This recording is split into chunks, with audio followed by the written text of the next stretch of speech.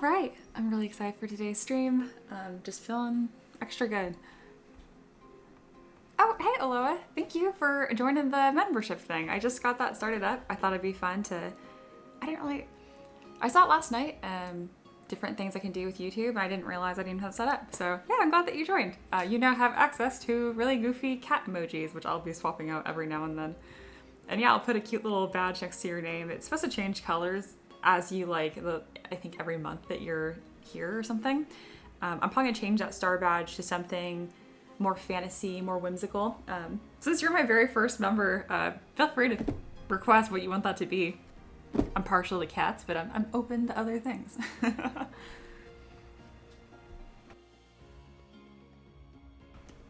All right. And like most great days, it is a second coffee morning. And I put my pen somewhere. There it is. All right, so I'm gonna be working on the nature spirit today and probably a few other things. Let's get that up here. Yeah, I renamed her Fairy Druid. This is one of the poses. And then we have another pose, which is kind of like this almost lyrical dance-like pose. These were both done by my husband. I think he did a really, really good job. So yeah, I'm excited for this. And then after this, I'm gonna work on whatever you guys vote for. Hello, it says, I'm so cool now. Oh, and you used my ridiculous cat emoji that I uploaded. Yeah, I liked that orange cat the most too.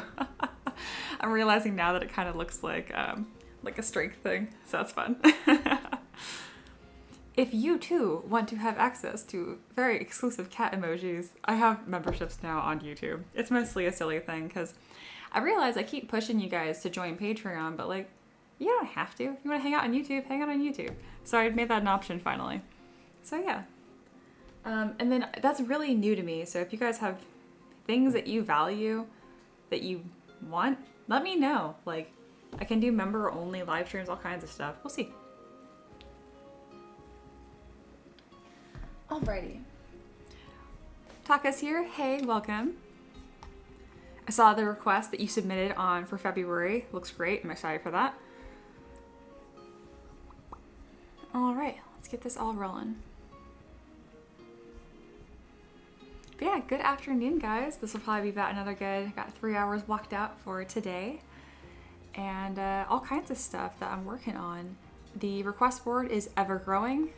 Here's what it's looking like. These are all completed, the ones in green. Quite a few of these were done on stream with y'all. And then at the bottom here, I added all of the new ones. So this last like 10 or so are brand new. It looks like there's like the queue is super long, but honestly, I've been ripping through these, which I'm happy about. Aloha's being cute. Hey lurkers, look how cool I look with my badge. Also saw this as an option earlier today and want to give that extra bit of support, so thank you for all your effort and guidance. Well, thank you. I feel appreciated, and I appreciate you appreciating me. All right, where is... I need to stop putting my pen down. There it is. I should 3D print myself a fancy pen holder, almost like I'm an artist or something. And yeah, most of you guys voted for the greater stricks so far. There is a poll right now in the chat for you guys to vote on what I work on next. Do you guys even know what a greater strix is? I asked that because I didn't know what it was. I'm amazed that you guys are voting for that. I'll show you for those that are not sure. This is a greater strix.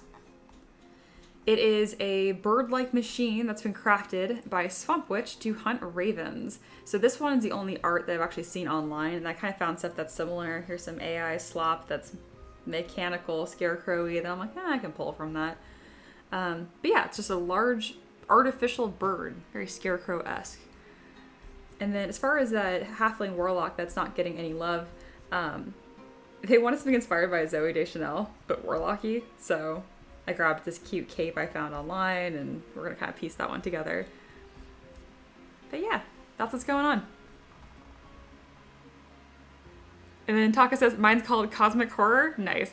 Yeah, I'll probably change it, but for now, that's what I'm calling it. Like this one I'm working on today, I called it a nature spirit. The name probably will evolve. As of now, I'm feeling Cosmic Horror based on what you described.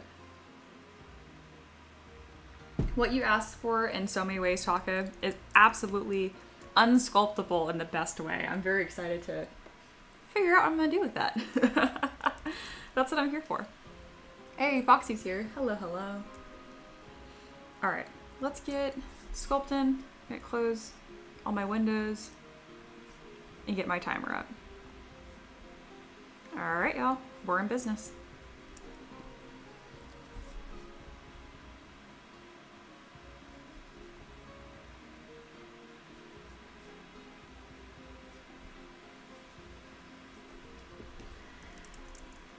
All right, so right now we're cleaning up this fairy, and I've already got some details worked out, but I'm gonna just keep working on this to really build out all these forms, and specifically this cape, or not cape, but this top layer of the skirt. It feels cape-like because it's just half. These are gonna have some beautiful draping pipe folds, and I'm probably gonna nestle some of these roses throughout the model design as well. So we're gonna go in with my standard brush. I have lazy mouse enabled and lazy radius set to about 30 or so. When you're using a brush, and sometimes it will look, you can see a bunch of little, like, it's actually working perfectly right now. I'll just wait for this error to happen, but it hasn't happened, so I'm not gonna explain it. ZBrush is being very good. All right. Whenever I have two pieces of fabric layered like this, it's important that they stand out against each other. So what I'm gonna do is keep this bottom layer of the skirt, these really like thick pipe folds, a thicker material, and this top layer here is gonna be very drapey, gauze-like. So in order to convey that, you're gonna want sharper fabric folds. They're gonna be thinner and more pronounced. And then we want to be careful to not have too much of like this lumpiness, because that's going to make it look more worn, and that's really more fitting for like a spookier model. Taka says, yeah, well, it's kind of a cosmic god in some ways. I don't even have an image in my head, so good luck. Taka is talking about this ridiculously awesome model that they have requested for me to sculpt on Patreon. Thank you for supporting me there. I don't think I've ever thanked you directly for that. And yeah, I'm excited for it. If you guys want to know more details about that, I can pull up their exact request and read it, because I don't even want to paraphrase what they requested, because it's so off the wall. It's like a person that's a galaxy. That's the best description I got without just directly reading it. All right, so again, we're kind of just putting these really lovely long streaks in here. And then I don't like how this is falling right here. I do like that her pose is dynamic. But it's not that, her knee is not that dramatic. So let's kind of press this up and make this line look a little nicer. I'm just using my move brush to kind of scoop that in. And now let's take this bottom skirt and split it off into a new piece and subdivide. This actually retained detail quite well. I'm probably just gonna go ahead and bulk this up a touch. There we are. I might just Dynamesh this. Dynamesh is when you take your mesh and see how it's full of these ugly polygons and stuff. When you Dynamesh, it tries to dynamically create a new mesh, what you had before, and that usually eliminates a lot of these polygons and changes resolution. Yeah, I was worried we'd get some of these holes here. That just means the fabric got really thin at that point, and then you can repair that by using inflate, or just being more careful when you construct things. Both are an option. There we go, that looks nice. Again, running over with my inflate brush a few times, and then I might even go a step further and pinch the edge here, just so it doesn't look too bulky. You can also come in and with move and back face mask to quickly add some volume to this model. I'm gonna verify the mesh integrity to make sure I don't have a disaster on my hands. I don't, so we're looking good.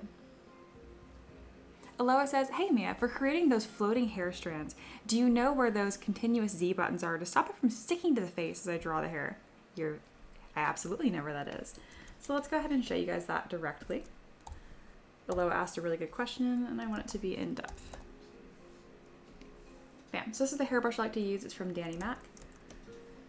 And usually when you use a brush, continuous Z, so cont Z, just means that it's going to stick to the form, and that doesn't look very nice, does it? Hair is supposed to fall off the shoulders, right? So to fix that, you go to Picker, make sure once Z. And that means it's going to connect to one Z point. So think like X, Y, Z, like axes. Just defining a point in a 3D space. So continuous, just once. So the once point is where you start. And so now I draw a line. It will fall quite nicely. So there you go. And that is how I create my hair, by the way, guys. So there we go. That's actually kind of a nice strand. I won't keep it because the hair was really just done, but there you are. Great question. Taka says, you're very welcome. I already used some of your models as Christmas gifts for the kids, so already worth it. Oh my goodness, I am absolutely honored. Oh, that makes me so, so happy. Like, it's cool if you print my stuff for adults too, but it's even more cool to me that like there's some kids out there that now have my art as a present. Like, oh, that's so cool to me. Awesome, awesome. That brings me a lot of joy.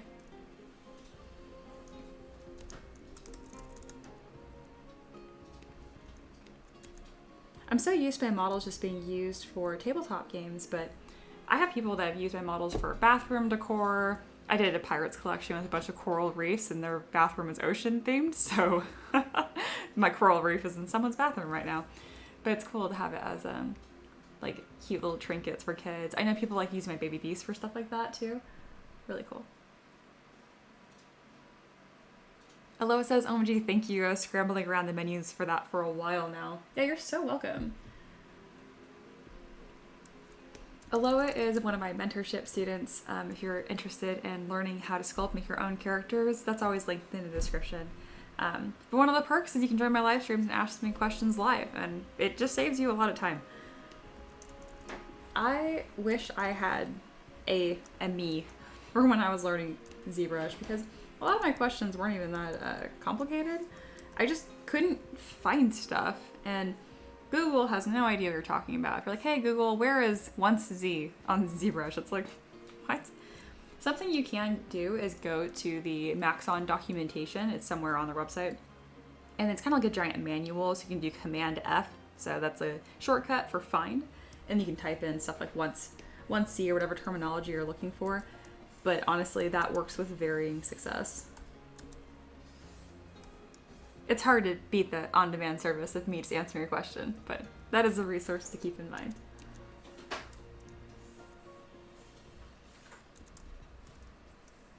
Oh, I forgot to do a fun little celebration thing since Aloha just joined. She's my very first member on YouTube, which is great. So we're gonna do confetti for that. I completely forget I have this button. And I want every excuse to use this button because it's fun. I plan to add more effects like flower petals and then maybe like raining cats. Big fan of cats. But yeah, thank you. All right, celebration over. Back to sculpting.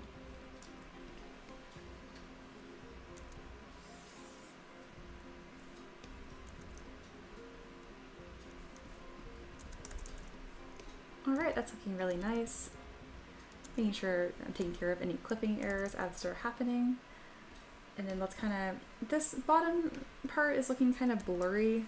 I'm actually going to smooth it out so it's even blurrier, and then make some intentional marks here.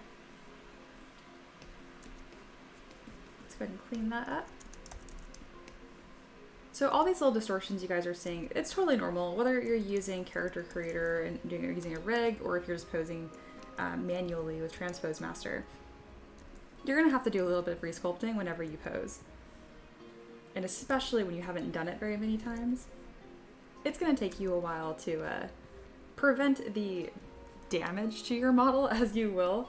It took me years. I used to hate posing and resculpting, and now I just accept it as part of the process, and I think it's fun. Attitude goes a long way. More than attitude, but specifically like having realistic expectations. Alright, we're going to go ahead and carve out this line so it's a little more clear, because we've had a little bit of deformation there. Excellent. It's important to have those lines nice and crisp because these are 3D printed and it makes it easier to paint. I'm not a super talented painter at freehand, so I really rely on these lines to catch paint for me. I think that catches people off guard sometimes when I mention, but I am not a great 2D artist. You give me a pen and pencil and, I mean, I can draw stuff, but it's not nearly on the same level as what I'm capable of in 3D. Part of that's due to practice, but also there's a degree of natural talent as well that I just don't have with 2D art. So it just takes a little more work for me to get the same result.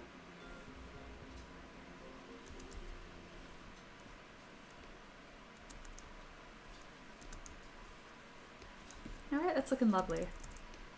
I'm really happy with the layers of detail in this model specifically. I think there's a lot of different textures here that are all complementing really well rather than like competing with each other. That makes me happy.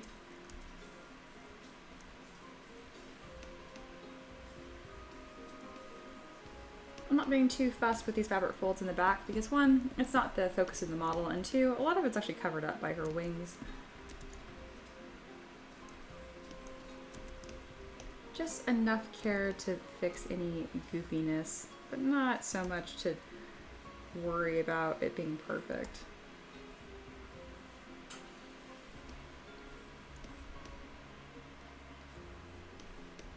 And there we are. She is looking lovely. And then Aloha is putting in the little member-only cat emojis that I uploaded. I think they're very cute.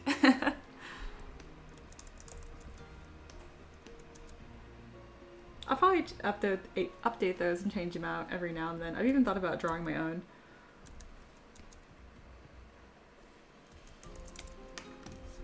Speaking of, let me see if I can find that really quickly. So I, as I mentioned, I'm not like a fantastic 2D artist, but I do illustrations every now and then. So I think this would be fun if I made these into emojis for the channel. But yeah, this is Himmy. I just did like a board here, a bunch of different poses for him, and I drew this on my iPad. So again, I can't like draw realistic at all, but I am pretty good at like illustrative styles.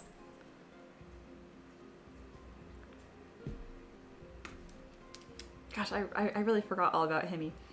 I need to make him into emojis, especially the one at the bottom. Okay, coming soon.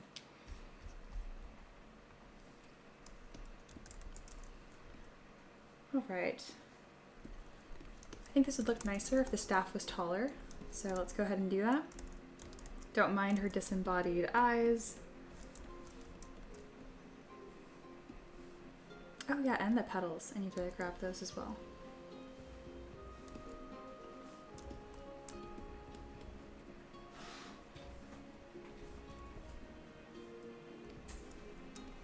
There we are. I might replace these petals with roses to match the rest of the model. Hello, it says Himmy supremacy. Yeah, isn't he cute?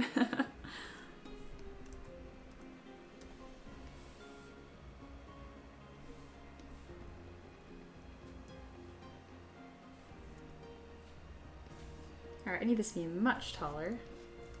Now I can kind of pivot that here to fit in her hand still, while also touching the ground.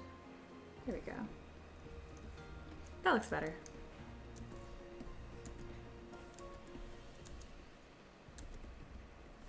It's kind of nice this is made of vine, so I can kind of just like smoosh it into her hand. I don't have to do any tough resculpting here.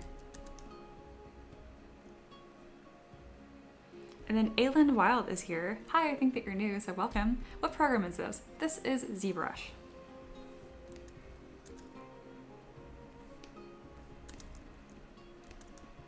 And yeah, if you have any other questions, ask away. I am an open book. I love talking about what I do.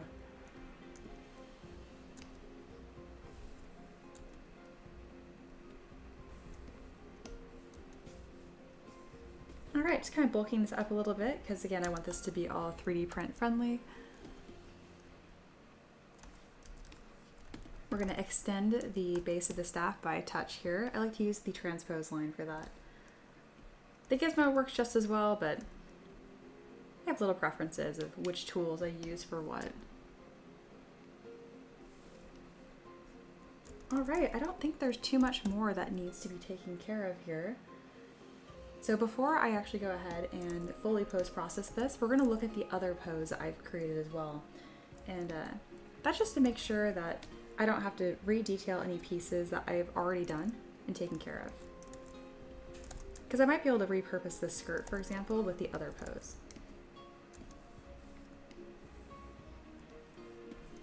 Alright, let's make the shoes the same piece. These need to be bulked up a little bit.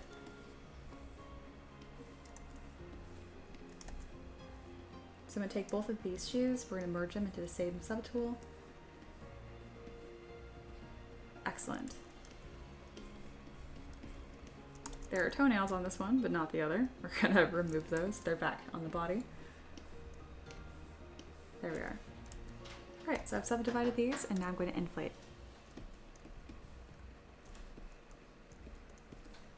There we are. And then Taka says, gotta leave for D&D session. Have a nice day, everyone. Yeah, thanks for stopping by. And then Aylin is very concerned about one finger on a staff. We are still working, babe. Calm. Alrighty. It's important that these are going to be flat as well. So that way we're not going to have any weird little misprints because one of our feet aren't touching the base. Go ahead and scoot these up. I'm using the move brush just to really carefully move these. There we are. And then I have perspective turned off. So if you have perspective on, it's kind of like the distortion of like how your eye sees things. You can kind of see how it's kind of coming towards the camera and then away. So with perspective turned off, that's how I can guarantee that I'm actually getting a flat surface.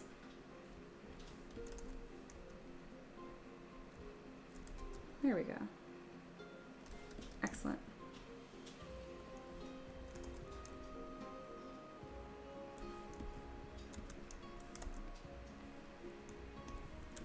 And then these toenails are kind of just hanging out by themselves. Merge all that down and then fix that little clipping issue with her feet. There we go, looking good.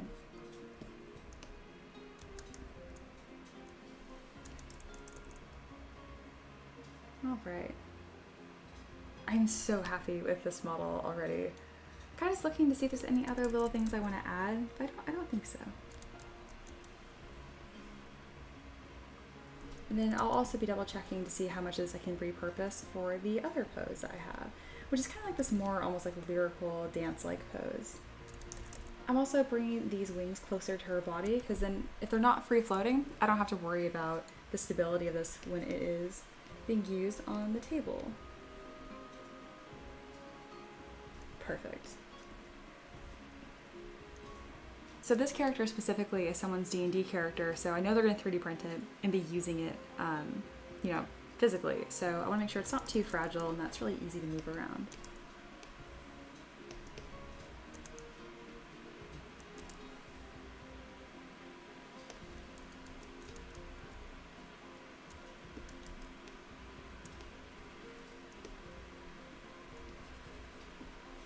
There we go.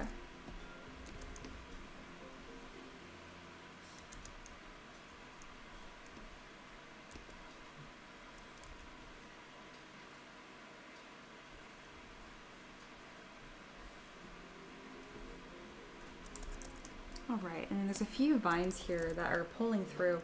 What's really nice about the way I constructed this is that all these little vines are actually different pieces, and I can use my Move Topological brush, which will automatically grab them without me having to manually mask. They're both an option, but this is a little bit quicker. And then I'm more worried about the vines touching underneath her fingers, otherwise they will not print. There we go. All right, Aylin, it's been repaired.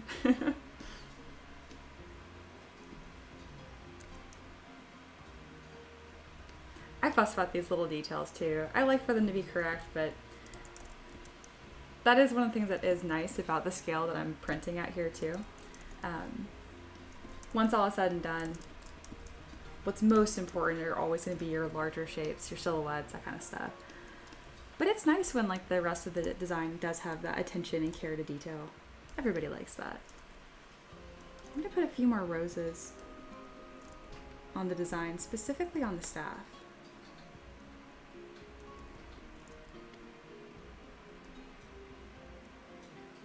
I like that. I'm going to make that a bit larger. And then maybe add some little friends here. Beautiful.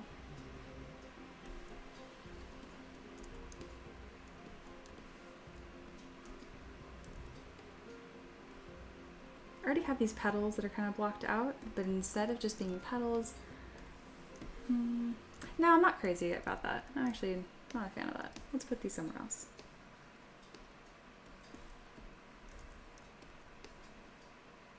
There we are.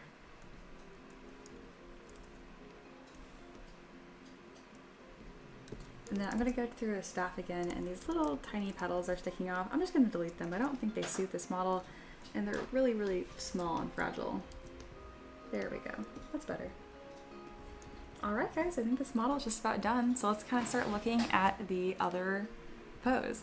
Aylin says, I can finally rest easy. Good, I wouldn't want you just distressed the whole time. And I'm sure when you left the comment too, like you didn't mean it intensely, but double question mark, double intensity.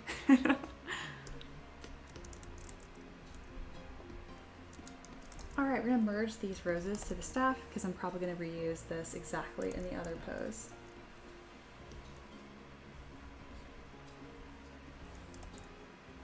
There we go.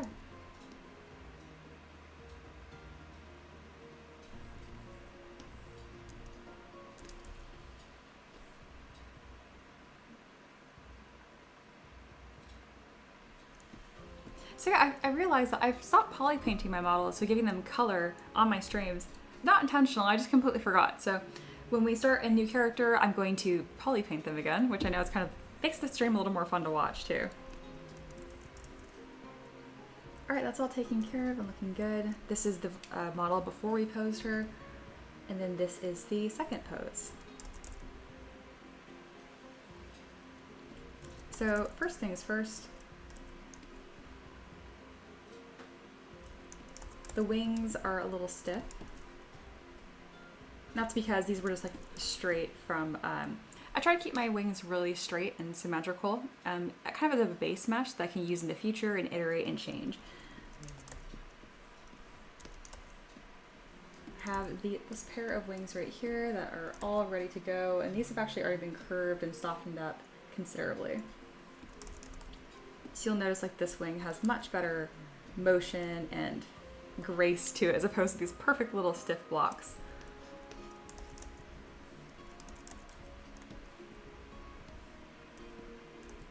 So it's most important that as I'm adding these components in that it's going to complement this pose here.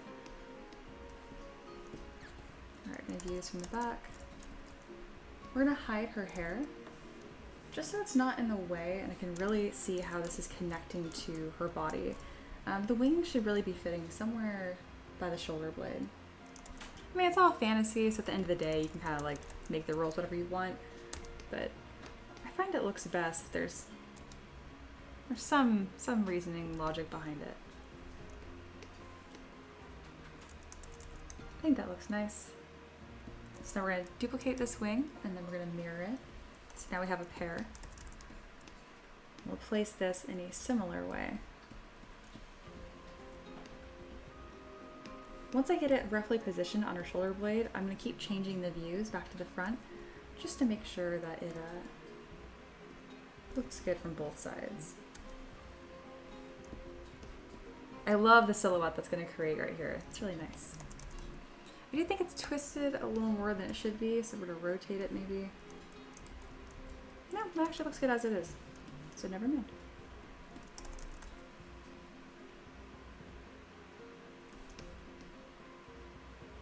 Alright, the wings are taken care of, so I can go ahead and delete the copy that was stiff and just sitting there. That's been deleted. I can give her hair back. And then let's see if I can repurpose the skirt that I just detailed for this model. If it doesn't fit, that's totally okay. I can just detail it again. But if I can get away with reusing it, I'm gonna do that.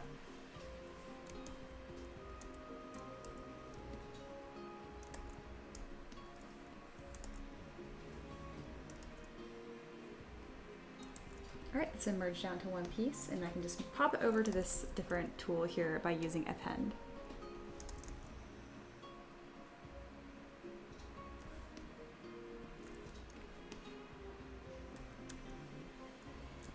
All right, so to make this fit, it's really important that if you were distorting a mesh, especially when it's high resolution like this, that you don't just do a bunch of like little tiny adjustments.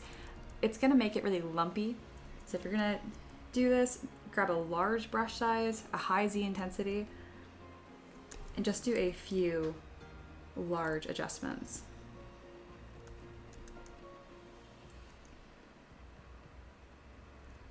Isn't that nice?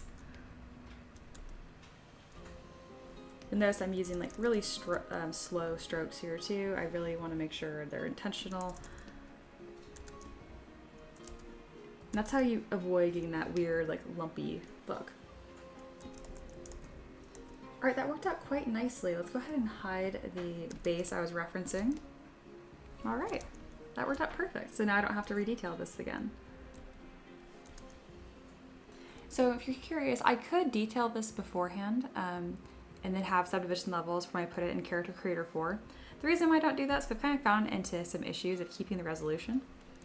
And I find it's best to wait to do the fabric folds with a model that's already posed.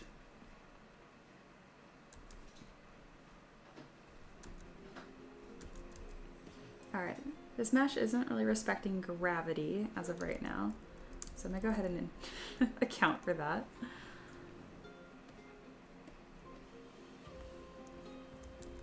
We're gonna hide the wings again, just so they're out of the way.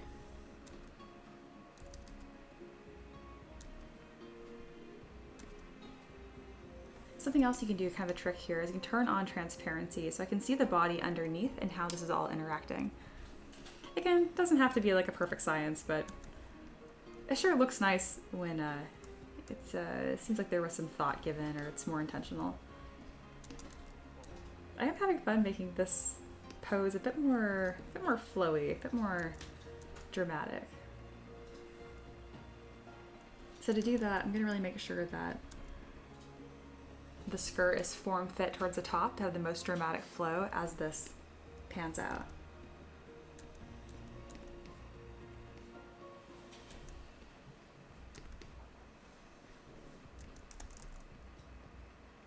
That's nice.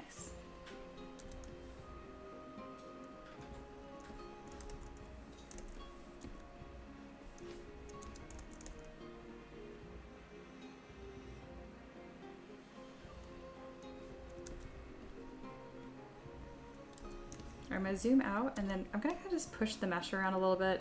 I like doing this sometimes, making some large changes just to see if I like it more. Like this is the before, that's the after. It's so much more dramatic and it actually looks quite nice.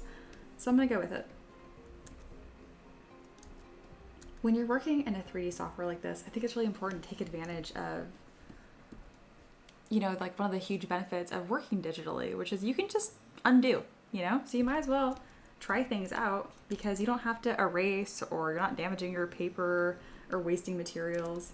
Maybe wasting time if you can't make a decision, but it's definitely worth reminding yourself that you can just like play with shapes, so have fun.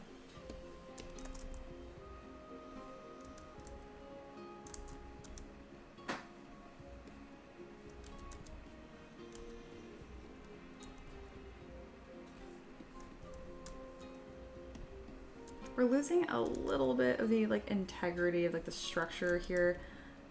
So maybe next time I make something like this, I'll be a little more careful with the construction of this, or even better, I'll have it posed without any thickness and then can add it after the fact. That will prevent any weird small parts of the meshes from happening. As of now, this isn't a problem, but I'm keeping a very close eye on it.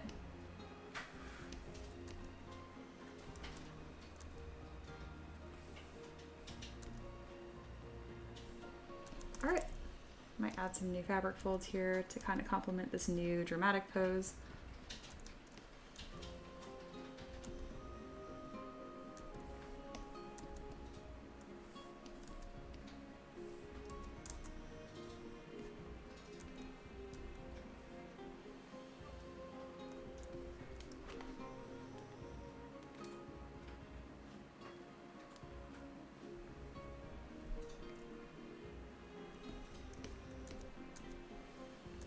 The skirt is getting overworked just a touch, so I'll add some intentional fabric folds here and then I'll leave it alone for a bit.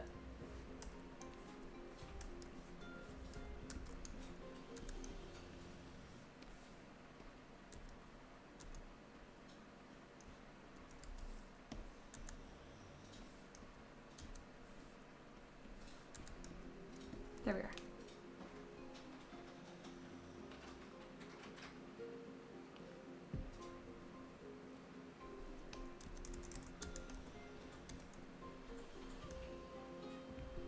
All right, same thing with the top and the belt here. I think we can reuse the details I have. We're gonna go ahead and put this pose over here, the nice detailed version, so people that are kind of just popping in can see this. There we are. Alrighty.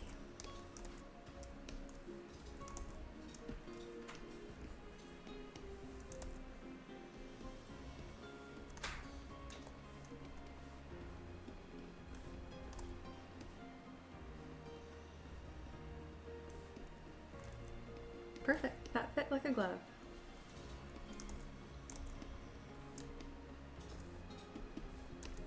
Do the same treatment with this blouse.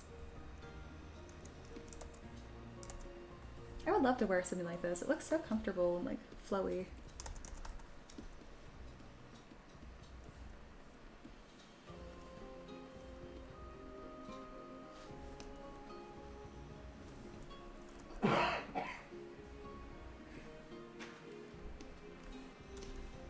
Perfect.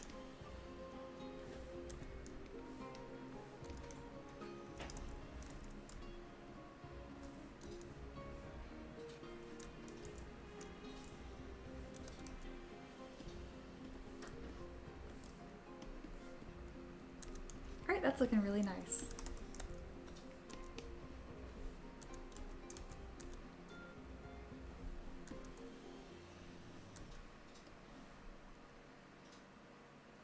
Oh man, the person that requested this is gonna just absolutely love this model. So this is my second time sculpting this character actually, though you wouldn't recognize it. The first time that the Patreon supporter requested this, it was for a devil that was a druid. So they're still a druid, but a Cambion, which also just means a devil. So it was my first demonic druid, which is pretty unusual. It had horns, tail, all that kind of stuff. But since in the campaign, their character has undergone this transformation. I don't know if it's just a transfiguration, meaning it's just surface level, like an illusion, or if the character has actually like changed into a human. What exactly happened? But either way, this is going to be a really fun one for her to have.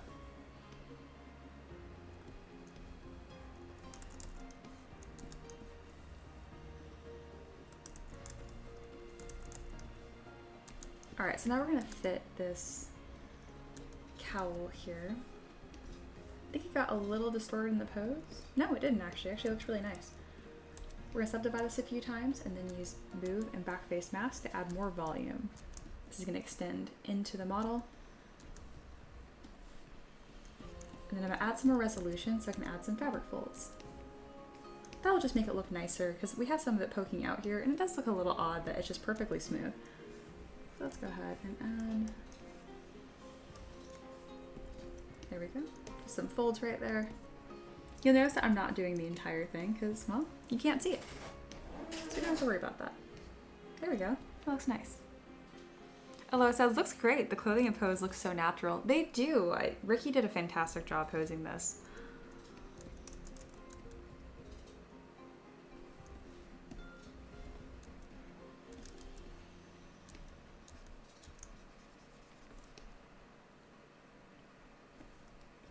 Such a delicate feminine pose too. I did not expect this from him. This is good.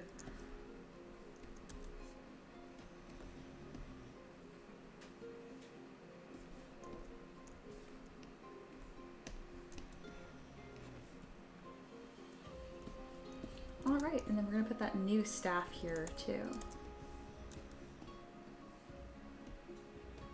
I might need to make it even longer to fit. We'll see. So we're using the gizmo, just really quickly change this.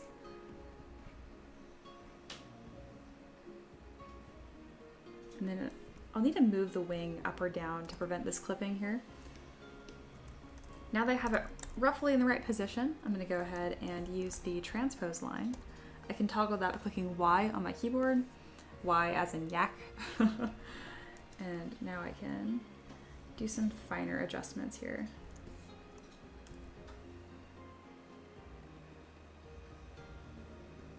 I'm gonna make it smaller. Oh, Taylor is here. Hey, welcome back. Taylor says, once printed, cover in glitter for fairy dust. Oh, absolutely. This would be a great, great model for that. All right, we're gonna hide this other stuff because it's getting very confusing to see what exactly is happening here.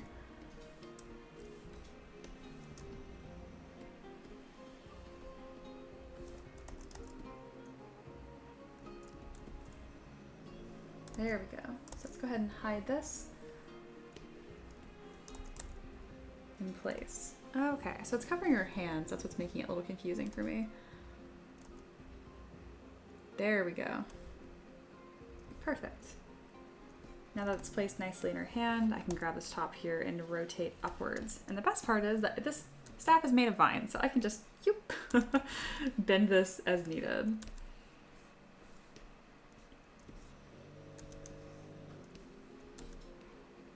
I do want to complement the curve of her arm still, so let's go ahead and improve this while we're at it. Just a small inflate, make that look more natural. And then scooting that around. This rose right here is looking a little weird. So let's put it in a spot that looks nicer.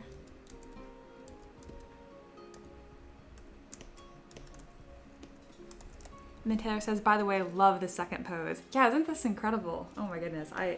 It's so lyrical and just beautiful.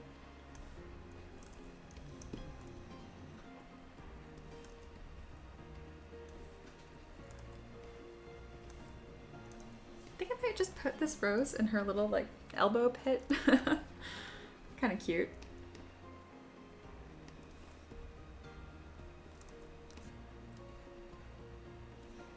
I might even just put a few more roses trailing up the side of her body.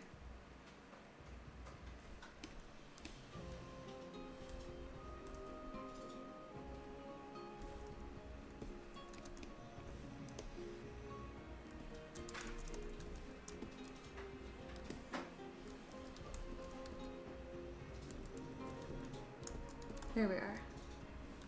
Oops. Yeah, I don't like how front facing this rose is here, so we're gonna rotate that too. There we go. There's small details, but they really do matter. And the same way at like the end of this staff, it kind of just abruptly terminates. So we kind of want to soften that up too. There we go.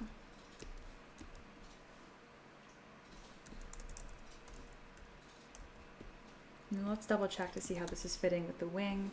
A little bit of clipping is okay, but we don't want it literally just impaling her wing, right? That just breaks the illusion. The illusion being that this is obviously a absolutely real creature that is existing right now and slowly coming to life on my screen.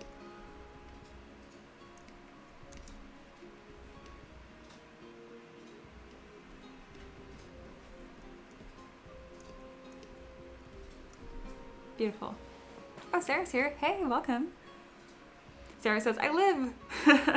I'm so glad. Yeah, I hope you're feeling better. And then Sarah says, I live, the fairy cast cure and my cold is broken. Very good. Foxy says, it's a shame the wings have to be so thick for printing. I mean, this right here, which I realize is really, really chunky looking, it doesn't have to be this thick, and it's not going to be. At the end, I have a trick here, but I guess we'll spoil it and I'll show you now. What you do is you keep the thickness as it is, but what's really making it look bulky is this edge. So what you do is you take a pinch brush, oop, not that strong, and you kind of strike down the side, and you start getting that elegant look. And it's gonna print no problem still, because it's gonna naturally, those volumes will taper, and you'll still have all the stability of the connection to the base of the model. So that, compared to this, makes a huge, huge difference, and actually can get that tail looking a little softer as well. So yeah.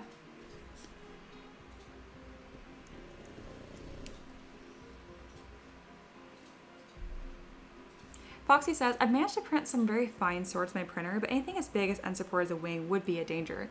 That's true. That's why a lot of these poses, you have to be careful of where you're placing the other parts of the wing. So this wing right here is golden because it also connects to the bottom of her skirt, which is great.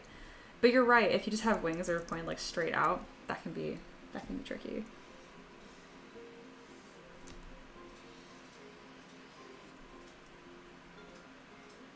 But again, as far as swords go, yeah, swords, I kind of just like, when I look at models like that, I'm like, just be really careful when you play with them.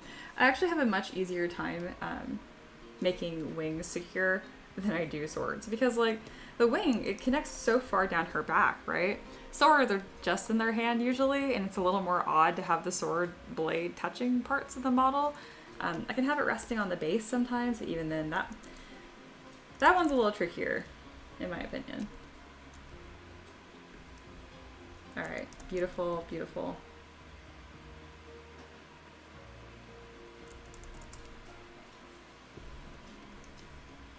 All right, I'm gonna soften this crease right here. It's looking a little odd. I think I'll go in with my clay brush and just fill in that line there, because since her arm is extended, there wouldn't be a line there. Same goes for here.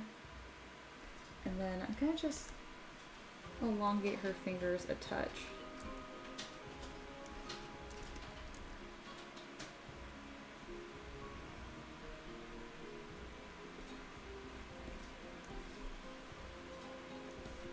Her armpit's also looking a bit odd. There we go, just moving those volumes where they're supposed to be. And tucking that over. There we go.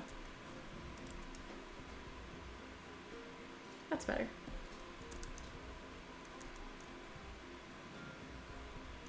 And then same with right here, there needs to be more volume just under. So this is the before, and that's the after. The clay brush does a really good job of just bulking that up.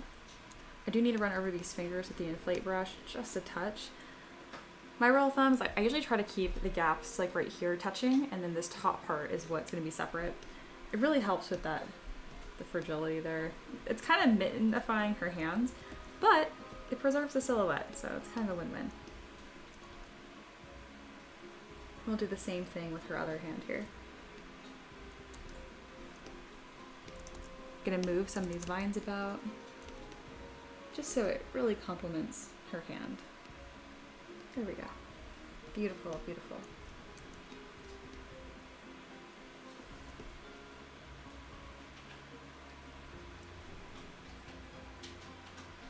Taylor says, always sheath the sword. Well, a lot of them are action poses, so if there's a sheath on the sword, it'd look kind of odd. But that is a solution.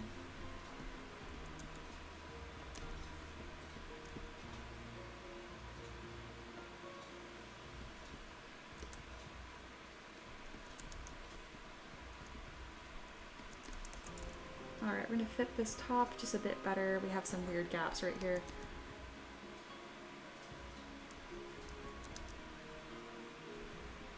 That's better.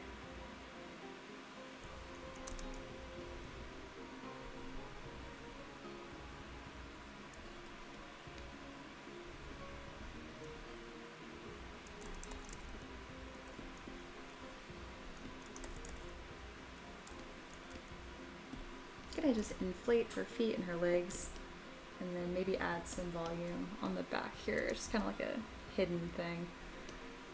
Because I don't want to give her just like straight legs like that. But these are on the more fragile side.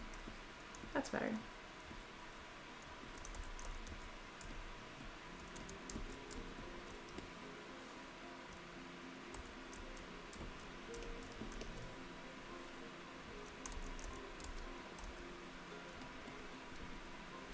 Alright, now I'm just kind of addressing any little minor clipping issues we have with her sandals. I'm using the move brush, and whenever I need to pull it towards the camera, I hold down Option. Otherwise, I can just use the brush like normal. Excellent. And now let's see how these are going to fit to the floor. Might put a heel on the back of these sandals. I'm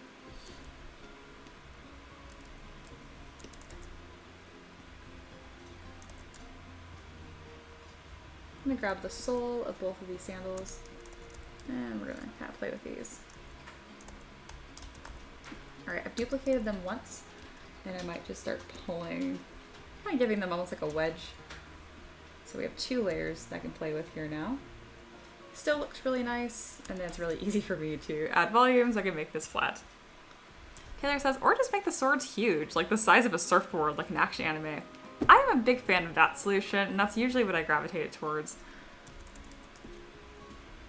I have a series of models that are Monster Hunter inspired, and that was definitely the way to go there.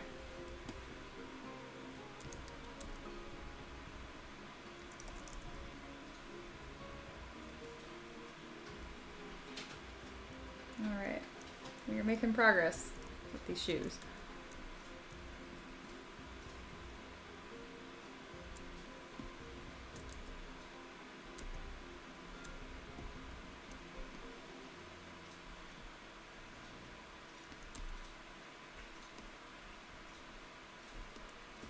Because this foot here, I'm pretty much going to make it flat. The other one, I don't mind if it's only half connecting, but one of these needs to be all the way flat. Just going to draw a mask. And we're going to extrude this straight down and then crush up.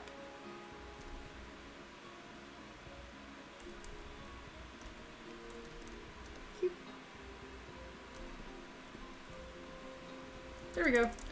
It's silly, but it works.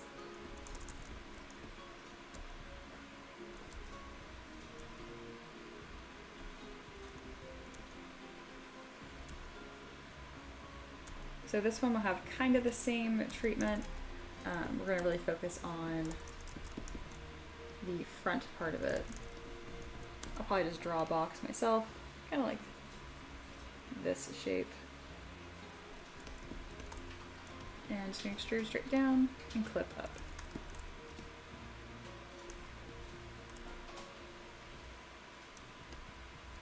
Don't be silly. There we go. And once it's set into the base, it's going to look totally normal too.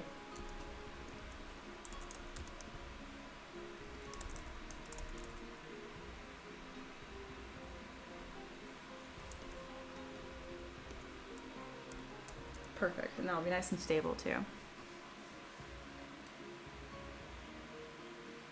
Taka says, Dark Souls strength build kind of sword. Absolutely. I've never played Dark Souls, but I'm very familiar with the game.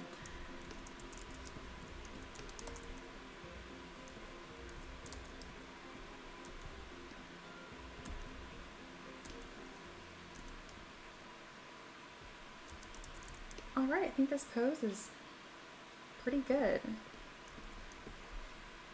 I'm going to tuck this up higher. Because if we're not going to have all of it touch, that's fine. But then I want this to be very steep so it's easy to sneak a support under there or have it print in a way that it doesn't need one. There we go. Perfect. Alright, here are our 2 poses, guys. One last small touch I need to do is to bevel this edge.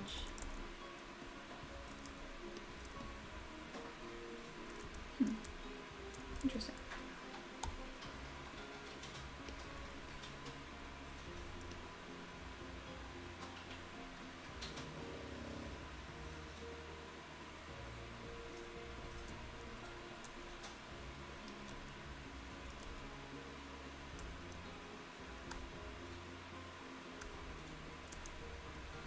There we go. It was looking just like a bit of a weird, severe edge right there.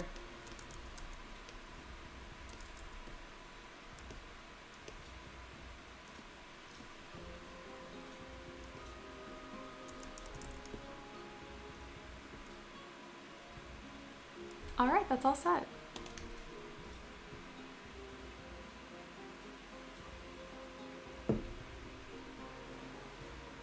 All right, so we have both of these poses that are lovely and detailed, and now we need to make them 3D print ready. So it's just taking this from like high res, being millions of points, to just down to like 200,000. 200,000 is my go-to number, but it could be less or more depending on what the model needs. Sometimes they're not super detailed, they can go lower than that. Other times I have stuff like chainmail, for example, where they really just need more. Oh, thank you for the donation, Aloha. It says, almost finished my hair assignment, hype. Oh, that's fantastic. I'm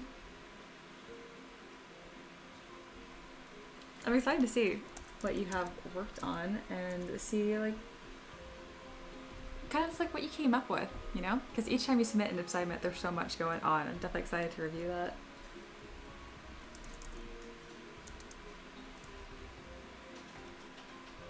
And this time, actually remember to confetti. 1, hype to see your assignment.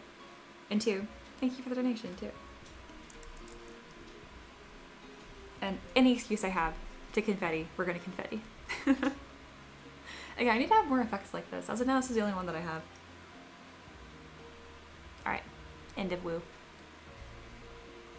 Alright, I'm gonna try to button this up pretty quickly here because I think post-processing is terribly boring.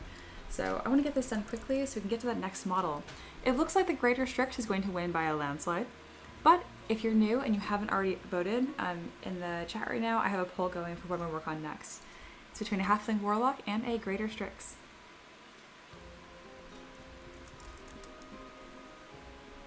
Alrighty, so we can go ahead and delete this space here. We're not going to need it. And we're going to work from the top to the bottom.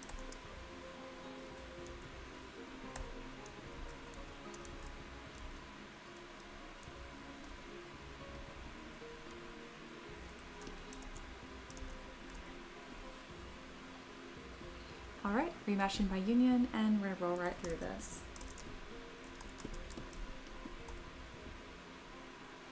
This is where a custom UI really comes in handy, because if I had to manually find all these buttons through all these menus, oh goodness, it would take forever. When you're first starting off in ZBrush, I recommend obviously like don't get right to building a custom UI because you're not going to know what you want and where to put it. A lot of my students want to use my UI right away, and I'm okay with that, but at least spend the first 20 minutes of the program with the default, because you might not like the way that I have things laid out, and you won't know that if you just get used to the way I have things. I forgot to put this little edge on her lip. I want to do that before I forget.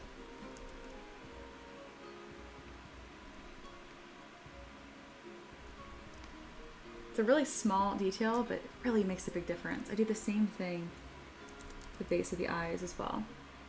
Let's get autosave going.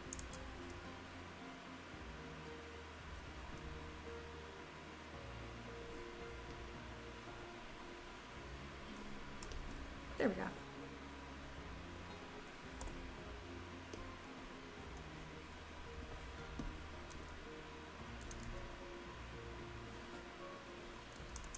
Excellent.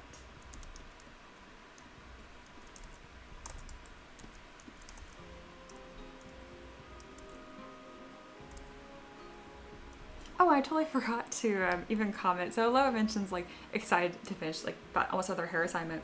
And you guys are like, what is she even talking about? Is she a stylist? No, so I teach people how to 3D sculpt. So I have 2 parts to my business. One is teaching people how to use ZBrush. That's one Patreon called M3M Learn. And I have my normal one, M3M, which is all my models are available. So if you want these models plus 900 others to 3D print, you can do that. Links are in the description, and I also take requests. So everything I make on here on stream is a request from someone to help someone's game, which I always think is really cool. I kind of touched on it a little bit earlier in the stream, but this is someone's player character that they've been using for a few years now. Their campaign's been ongoing for a hot minute. Taylor says, most ZBrush artists have their own custom UI, so getting familiar with the default is an important stage in finding out your own personal needs. Absolutely. You gotta know what you dislike about the default UI before you make your own.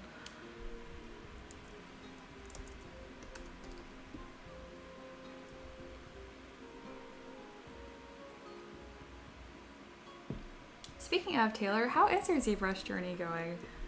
I haven't heard from like what you're working on recently. I'm kind of excited to know. I also know the beginning of the new year. It's such a time jump to get back from like holidays back into a normal flow of things. I totally get that. That on top of just normal life things.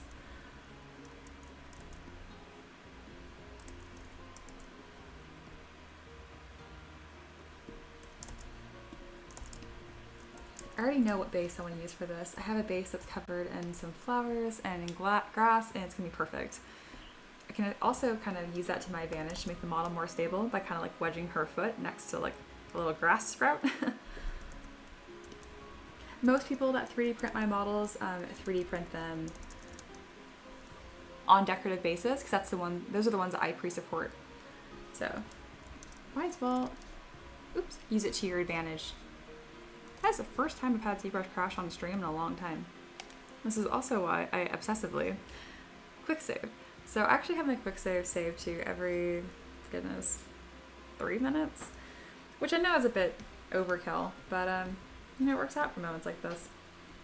So we'll come here, and there we go. Barely lost any time. I found that ZBrush doesn't appreciate if you do lots of like little clicky moments. It does not like spastic motions.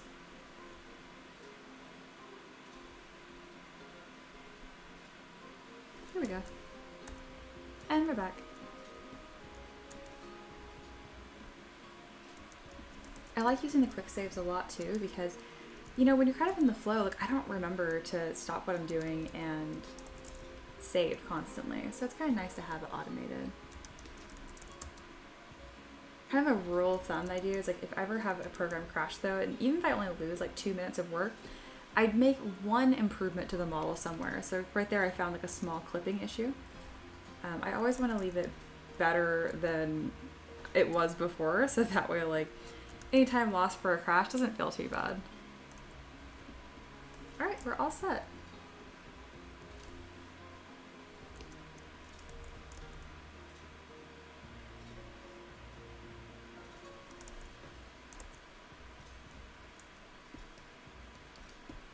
Here we are.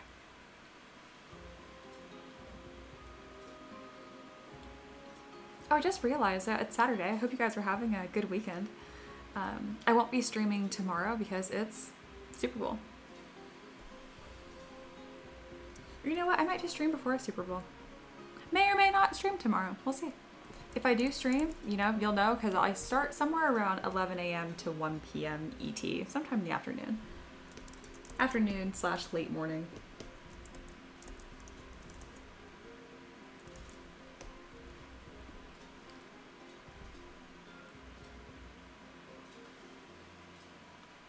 The second coffee was definitely a choice this morning. The right choice.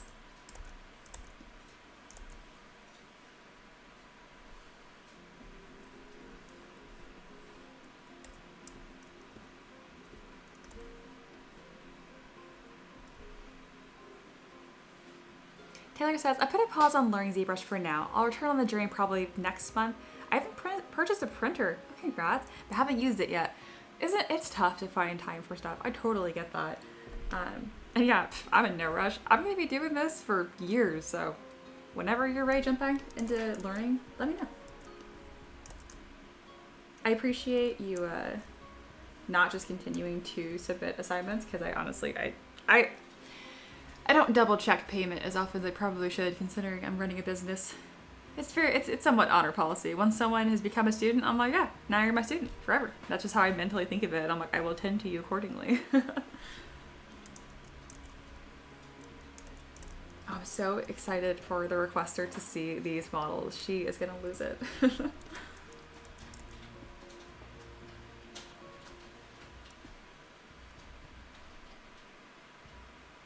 Right now I'm thinking about what game I want to play tonight. I've been playing Spirit Tea a lot, but I'm kind of getting burned out of it. I think I'm feeling getting back into a fantasy game again. I was playing Pathfinder Wrath of the Righteous for a while there, but I got a little bogged down just in the mechanics of it because it's a very complicated game, and you can adjust the difficulty a lot, which thank goodness, but even then, I do find it a bit challenging.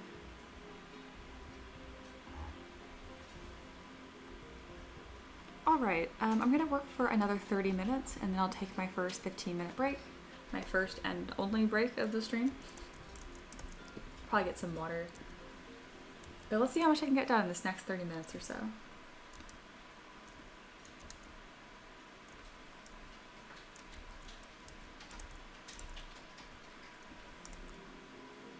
So far, so good. It's going pretty smooth.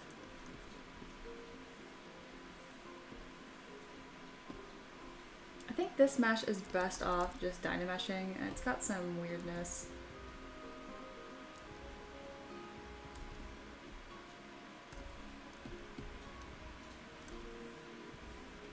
Yeah, it's got some edges being shared somewhere and some distortion that happened likely somewhere in here.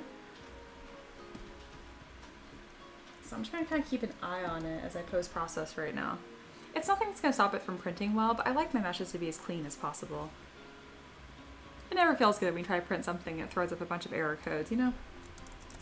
Or I guess not error codes, but just like warnings. I know it's gonna print because I always test print stuff before I release it, but I still want it to be the best experience for people. Awesome, that cleaned up, no problem. Just keeping an eye on it just in case.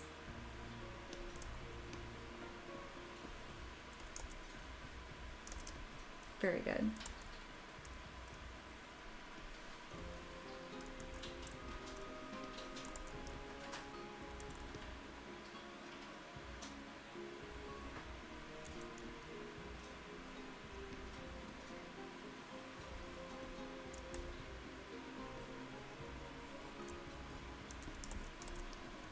Appreciate you guys hanging out with me on this Saturday afternoon.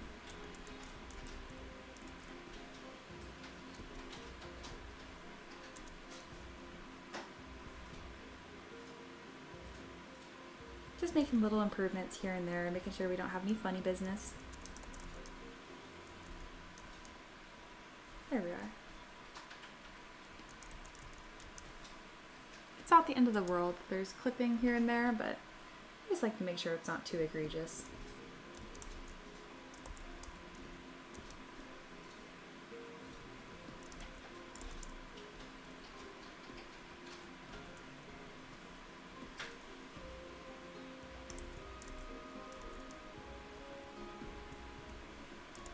Alright, got some more models, or some more subtools layered up. Let's go ahead and remesh these again.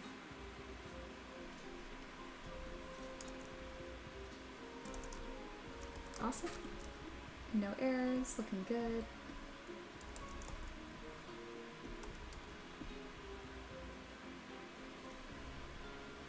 Taylor says, "Hop take off now, but I'm glad I found a moment to hop in. Relaxing atmosphere. It's nice to see fellow artists do their work." Well, always nice to have you come, comment, and have a fantastic rest of your Saturday.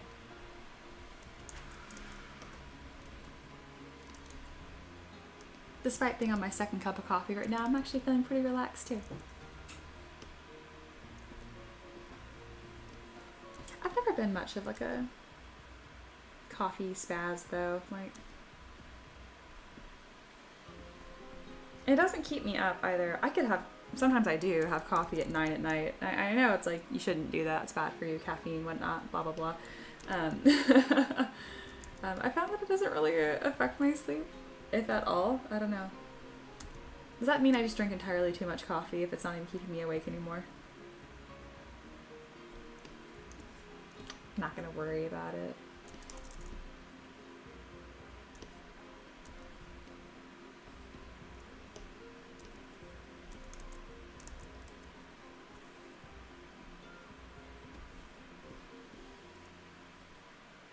Alright, Right, to me it's really important that these meshes don't have any problems because the skirt has gotten a little complicated and there's quite a bit happening here. So instead of remeshing these, I'm actually going to dynamesh them. Whenever I'm worried about dynameshing not working, I like to dynamesh at a really low resolution just to make sure there's no issues. Because if it doesn't dynamesh at a low resolution, it's sure as heck not going to dynamesh at a high. But yeah, there were no problems. I'm really happy about that. And now I can decimate it. Remesh by Union does a good job as well, but I find Dynamesh is a little more aggressive. Because it's not just changing the mesh at intersection or union points, it's redoing the entire piece. But usually you lose a little bit of resolution when you do that though, so just be careful. If you don't want to lose resolution, you can always do a process called projection. But that's just more steps, isn't it? And I already dislike post-processing as it is, so.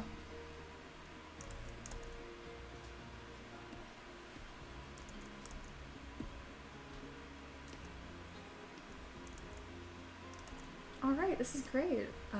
We're at a lower poly count here, only about 500,000, so I can go ahead and just merge everything down and do a couple last tricks and we're set. Beautiful. Ooh, that's a really odd error there. Okay. Let's go ahead and do close holes. We'll check the integrity, fix the mesh. So this staff here is causing some problems that I didn't anticipate. Interesting. What is up with that? Sarah says, or you're ADHD like me and actually need more stimulus to balance your brain chemistry. Yeah, you know, I was thinking that in the back of my head, and then I was like, I don't need to share that just in case people don't know what I'm talking about. And then you said it, so it's really funny because I was just thinking about that. But no, I don't think that I have that. But the connection was not lost on me for sure.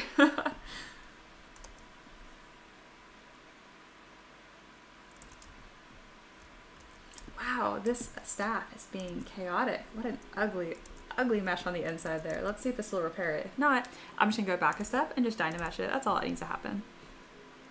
We're gonna zoom in though and see if it's having a meltdown. Nope, meltdown is complete. Very good.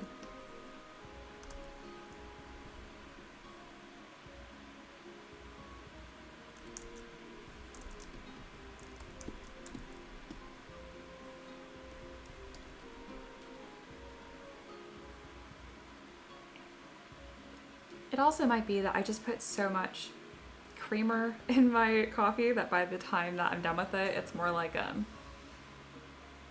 it's just milk, coffee flavored milk. That's better said. Yeah.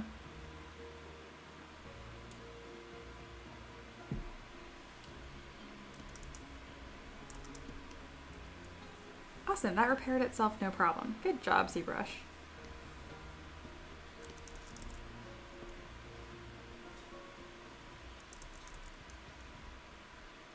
Because I've worked with the software for years now, there is something about it that as ridiculous as it sounds, it almost feels like sentient. Like I really do mean it when I'm like, oh, good job, ZBrush. Or I'm like, oh, you're throwing a tantrum right now. Wish you weren't doing that. Like, I don't know.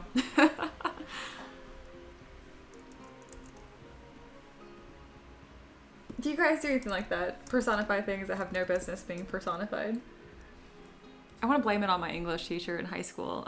We had these little like ThinkPad laptops we would use in class, and she would always like talk to the laptops if they were acting up, and she'd like shush them, and she would like pat the top of it. It was so funny, and I swear it like worked every time.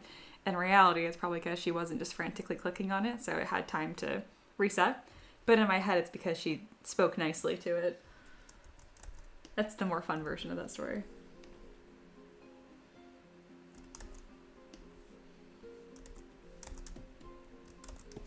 All right, this looks great. Let's go ahead and zoom in and see if I can reduce the resolution at all, or if we are kind of at our limit here. So I don't want to go too far down resolution. We're just looking all pixelated. We're already getting a little rough here on the edges. Nope, that looks good. Very, very good.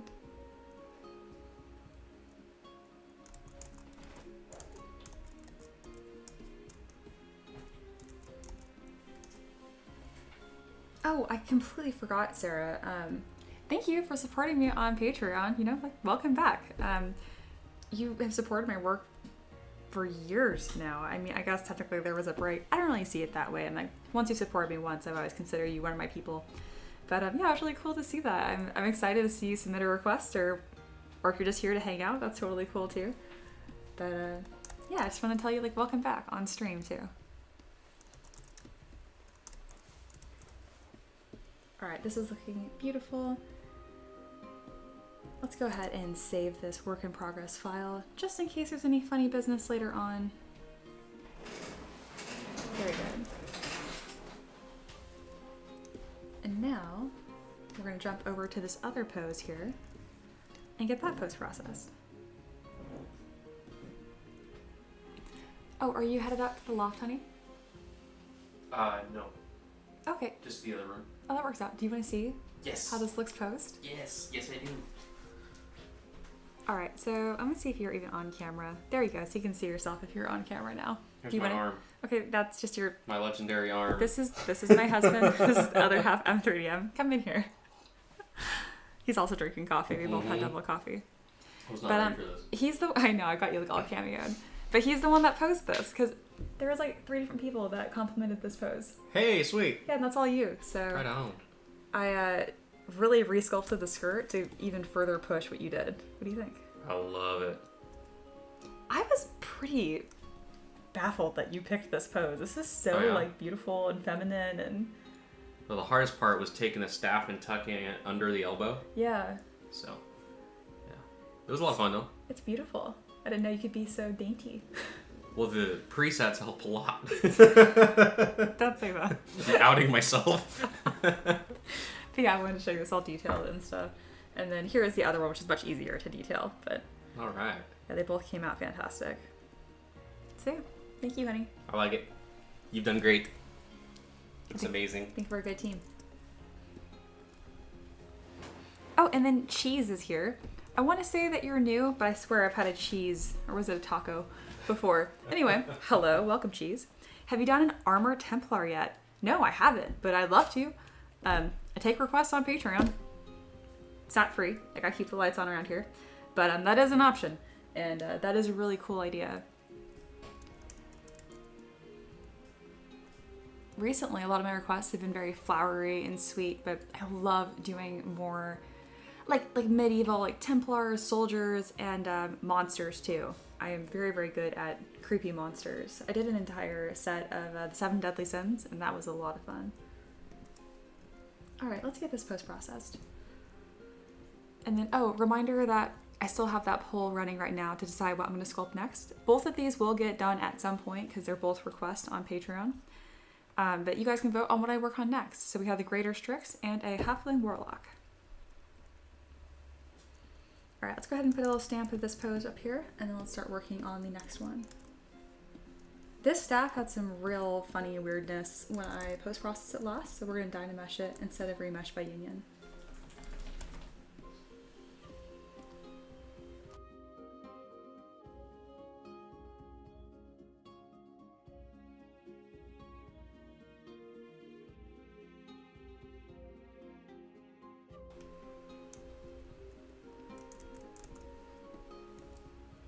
Then Sarah says, thanks, glad to be back. And then you said hi to Ricky. I'm sure he's watching in the other room and he probably says hi back. And then she specified, and have you done Armor Soldier Tower Shield, like from Warhammer? No, I don't get a whole lot of Warhammer requests. Most people that have followed me or found me over the years are for like D&D, Pathfinder, even a bit of Starfinder, and all those kind of like sub categories. If you were to request something of like proper Warhammer IP, I would definitely say no to that. I don't copy designs. People will kind of like, they'll submit a request for like, hey, can you do like a dragon that's been zombified, you know, like a concept. But as far as like making a straight game piece from a set like Warhammer, dude, Games Workshop is not friendly to that at all. And I quite like my business and my life, so I don't want to be sued by them. But if you were open to having a soldier in general or something that looks of that world, I could play with that. Warhammer has some pretty awesome designs, I will say.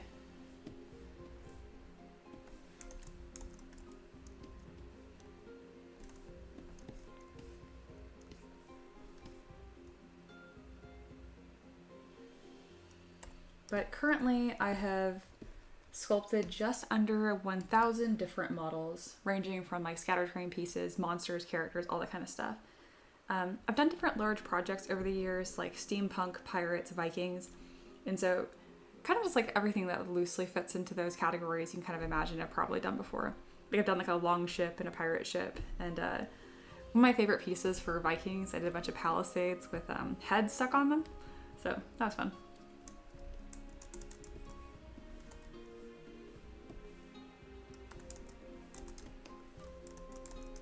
Alright, that's been taken care of. I want to just double check on that staff. That post-process much easier by itself.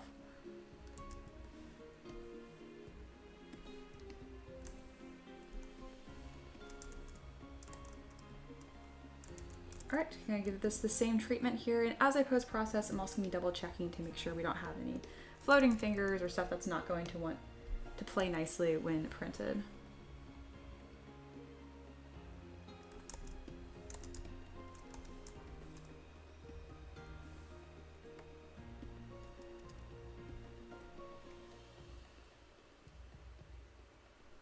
She says, hopefully you start working on some cold, hard steel instead of flowers.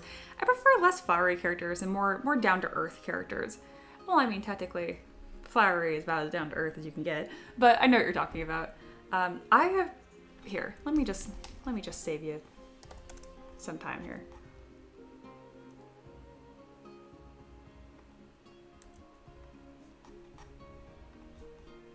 Bam. That's by my Mini Factory store. Not so you can buy something, but you can kind of see the breadth of the different kinds of models that I work on. Everything on here is a request. So I'm making this cute, kind of like this fairy druid here because it was requested, and it's awesome and I enjoy it a lot. But some of my favorite stuff to do is like really grim dark. Think like Elden Ring, Dark Souls kind of monsters. We're just about done with these though, and then moving on to that greater strix.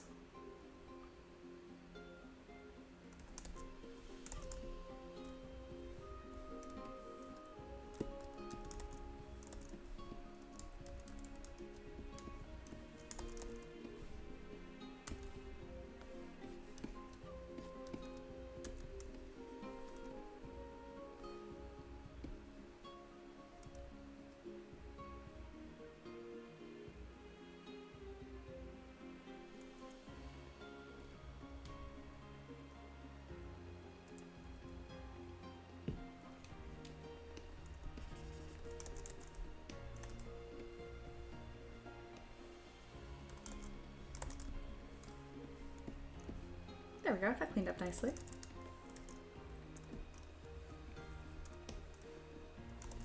Almost done. Maniac's here. Hey, welcome. Maniac says, do you sell the request models on Mini Factory after? Yep, everything gets put on there as well. So that's why there's 900 there, and then I also share with everyone on Patreon too. So it's kind of cool. So I'll have people that they'll request their D&D character, right? And unintentionally, their D&D character will now live on through other people's campaigns too. But instead of a player character, maybe I'll be like a tavern NPC, or even there's someone else's big bad evil guy. You know, it's kind of fun to see people's ideas and creativity have life in other people's campaigns as well. And then Foxy says, I'm hoping to send you a really unique request this month. I've gifted the request to the game master for a sci-fi game, and I think it'll be something else. Okay, interesting. Well, I'm excited to see what that's going to be. That's generous of you too. I know a few people that support me on Patreon that will give their request options to family members or friends or that kind of stuff, or just other people at their table. Maniac says, nice. Yeah, it's a nice symbiotic community thing going on. It's also another reason why I don't do stuff IP specific. I'm never gonna just do a Warhammer knockoff. Warhammer's a bad example because they're Space Marines, for example, are so iconic, they're so recognizable, and yeah, as an artist, it's just not as fun for me when I can't take artistic liberty and change things up. You know, there's a lot I can do with a more open-ended concept or something a bit more challenging. I've had people send me horror short stories that don't have pictures. Obviously, it's just a short story, so it describes the monster, kind of like in a ghost story. And then I have to kind of like intuit what that would look like. That's been a lot of fun too. Oh, Andrea is here. Hi, I think you're new, so welcome. Andrea says, hello, first time here. Yep, you're new. Cool sculpt. Thank you. Yeah, this is what I do for a living. I make D&D minis. They're all requested. So this is someone that supports me on Patreon. They asked for their player character for D&D. And it's like this fairy druid. We're just about done with it. I'm going to move on to a model pretty soon here. Right now I'm just getting it all prepared for 3D printing, so there's not a whole lot of sculpting happening right now. Just preparing.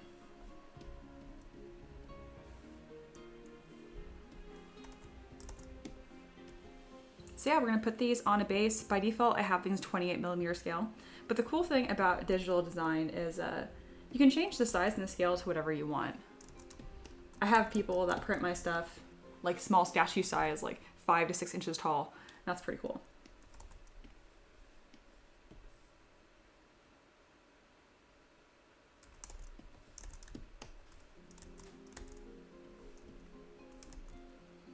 I've been live streaming for a while now. I took a break for January, but I'm back now. If you scroll through my channel on the live stream tab, you can actually kind of see screenshots of all the different kind of like characters and monsters I make. D&D and Pathfinder and just tabletop games are so cool and diverse that as an artist, it's really fun because I never know what I'm gonna be working on next. Really keeps things fresh for me.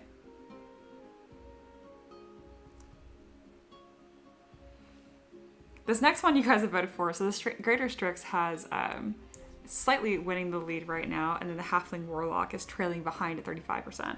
But make sure you vote because I'm going to be closing that poll very shortly here.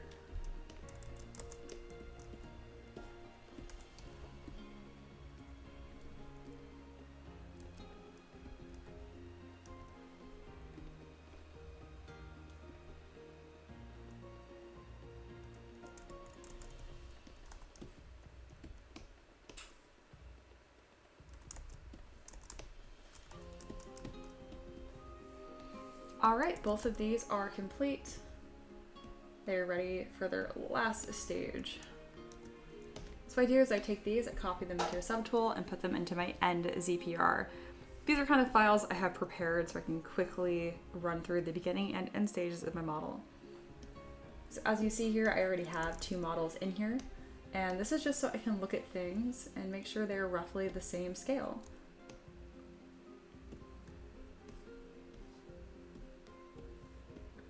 We're going to unify this to the scene, and this is again roughly 28mm.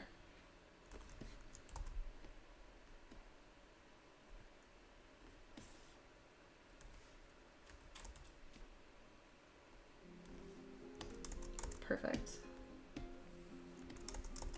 I have just the base in mind for this. So I have a library of assets that I have sculpted and created over the years that really helps kind of speed up my process. Flowers and clovers, it's gonna be perfect, kind of like ethereal, cute to decorate this.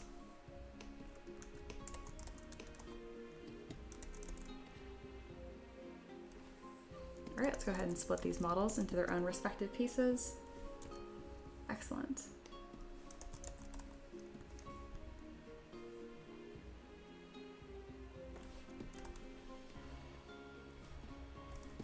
And I like to look from the top and turn to perspective on and off just to kind of balance the model. It doesn't have to be dead center, but I like it to feel like it belongs on the base. All right, that's all set.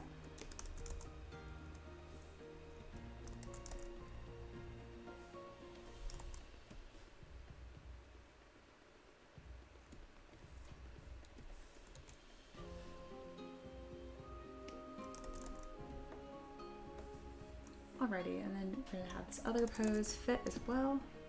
It's already the right size, so all I need to do is just make sure that it fits nicely. And then doing my same checks from the top. Looking good. Lovely.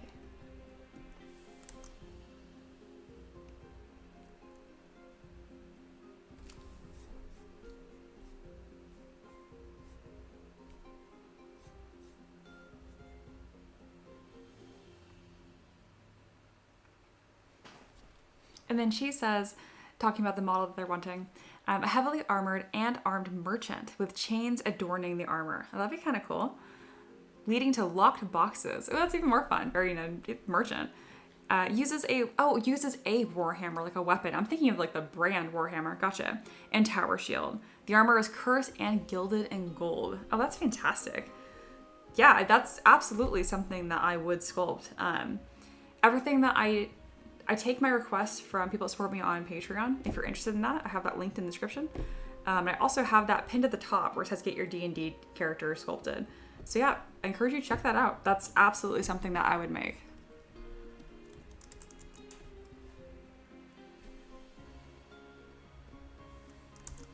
All right, I'm going to move these about really quick so I can kind of get a splash page going.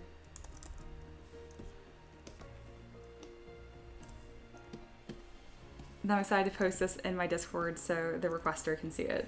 I know she's gonna be really happy with these.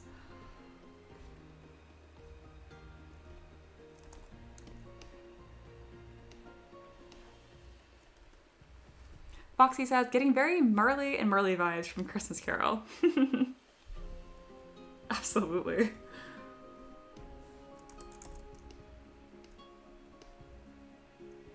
think these are some of my best poses. Good job, Ricky. All right, that's been screenshotted, and we're finally on our very, very last step here.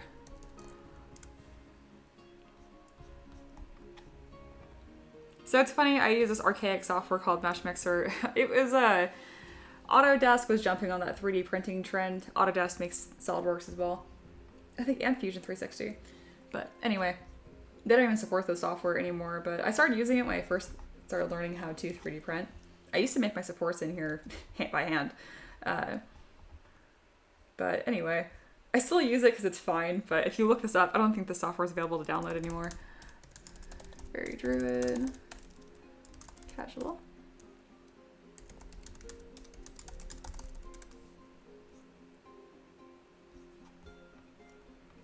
And then I do a base and a no base version. So if you want, you can always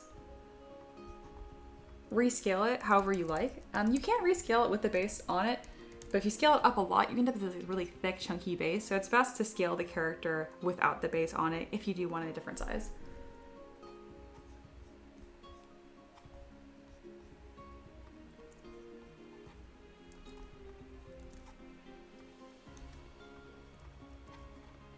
There we go. And then she's clarified that they're just sharing the idea in case someone else wants to pick it up, which is totally a thing. I actually had someone in my Discord suggest this really, really cool monster, but they weren't supporting me on Patreon at that month, and someone else picked up that request and submitted it for them. So that does happen sometimes.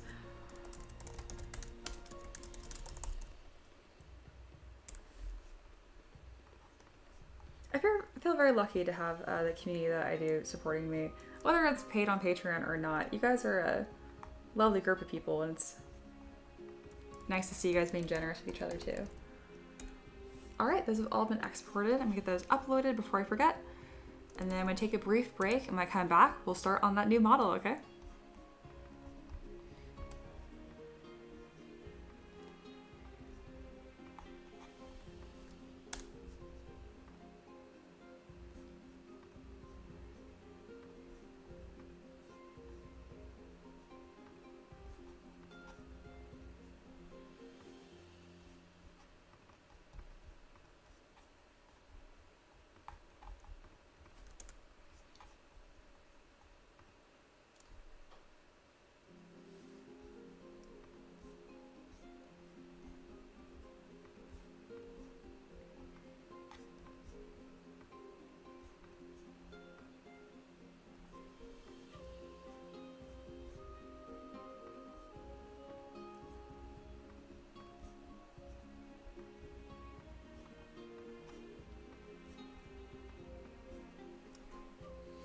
Alright guys, that wraps up the first half of my stream. I'm going to take a brief break here. It's between 10 to 15 minutes long. But in the meantime, I'd love if you guys joined the Discord if you want to. This is very welcome to lurkers as well. Technically, it's a Patreon-only Discord, but I literally own it, so it's my rules. You guys are welcome to join that. I post art updates and we talk there about different models, TTRPGs, all that kind of good stuff. But yeah, I'll be back in about 10 minutes.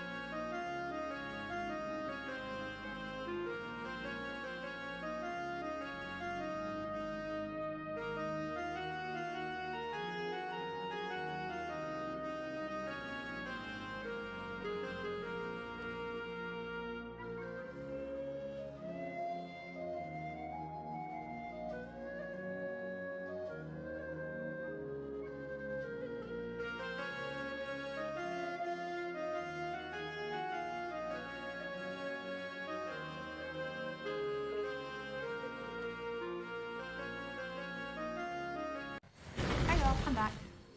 And yeah, just a touch early like usual. Alright, so we just finished this up, and there was a really nice little exchange in the chat while I was gone that I wanted to highlight.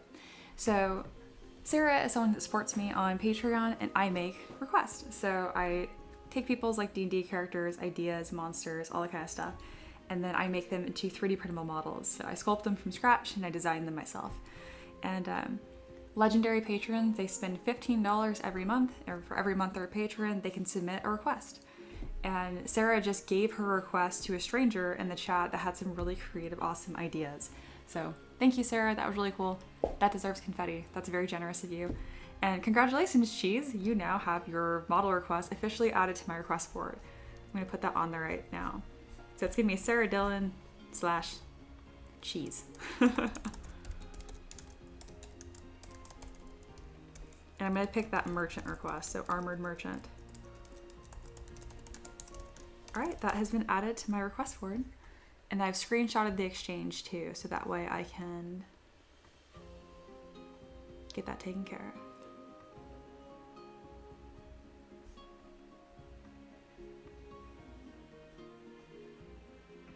All right, so at this point, the poll is gonna close in the next like minute. We're almost 50-50. We have 56% of people have voted for the Greater Strix and 44% have voted for the Halfling Warlock. If you want to vote, now is the time. I'm going to close it in like 2 minutes. So that is your last warning.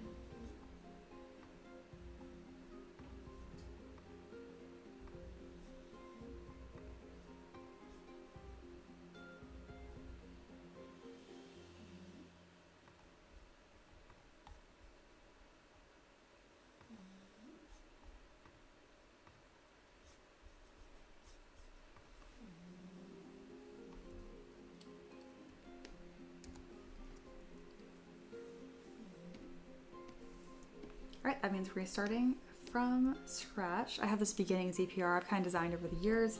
Just kind of streamline my process and take all these assets that I've created. This next model, because it looks like it's going to be the Greater Strix, is really odd, and so I'm not going to be using a human-based mesh. We'll figure this out.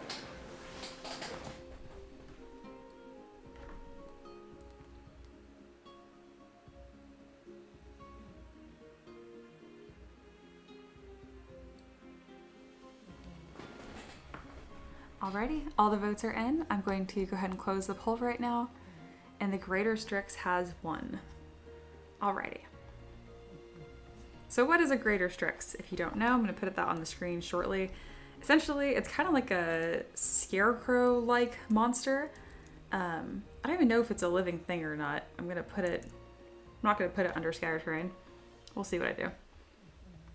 But this is what we're going to be working on, this thing. This is the only art I could even find that remotely resembles it. So we're going to make something related to this. I recently worked on an Eldritch Raven, so I'm going to try to kind of parlay off of that into this new design here.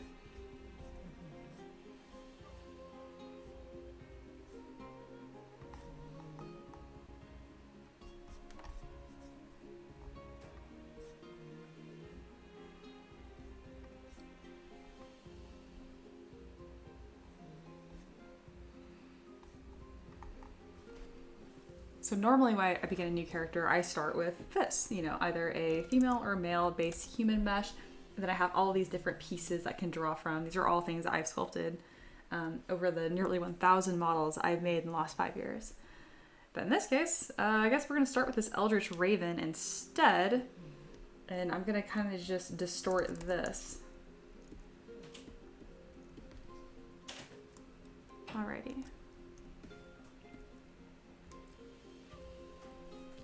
I'm gonna save this as a new file.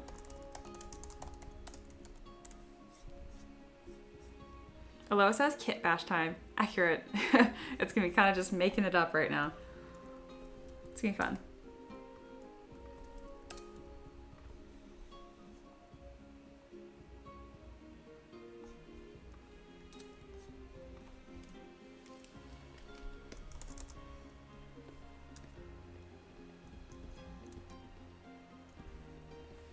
Alright, so we're going to pin this guy up here.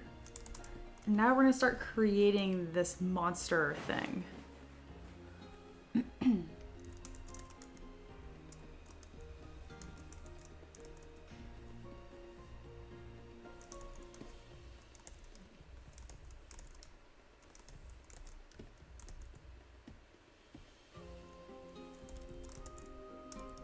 So I'm gonna make this much lower res because now we're kind of in the position here of back to just finding shapes.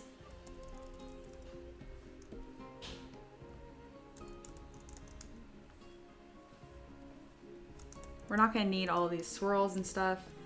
This is kind of what I was constructing here to make this look eldritchy, and we don't need a jewel on the chest either.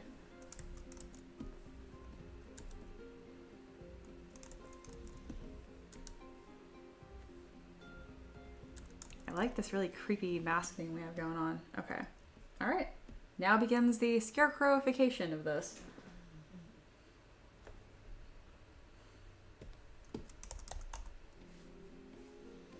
So any good scarecrow has a good base. It's gonna have kind of like tree branches sticking out of it. And we need to convey some amount of height. It also kind of has like a mane of branches. So the first thing we do is make a branch. I got a stick here. I can kind of go in with my trim dynamic brush to rough up the shape just a little bit. And then we'll dynamesh it as well. Not that low res. There we go. All right, got a bit of a somewhat stick shape here. I'm gonna duplicate it. We're gonna start constructing this twig here. I'm moving very quickly right now, getting this kind of blocked out.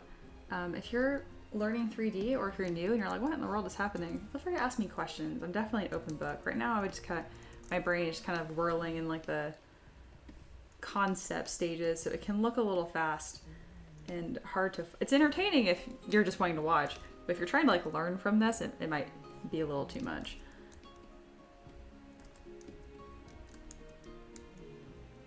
So you'll notice I'm gonna be keeping all these little branch pieces separate, and that's so I can remove them, add them back in, all that kind of good stuff. Keeps the design as flexible as possible.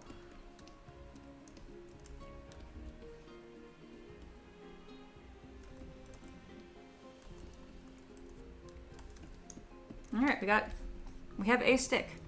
Yay.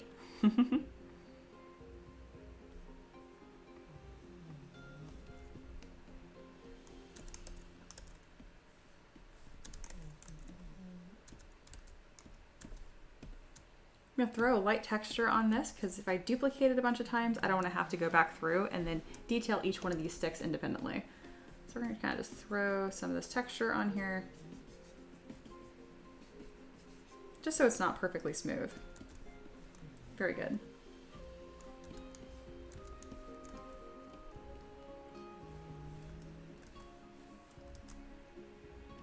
All right, I went and duplicated one of the copies I can kind of just have off to the side, and then from here,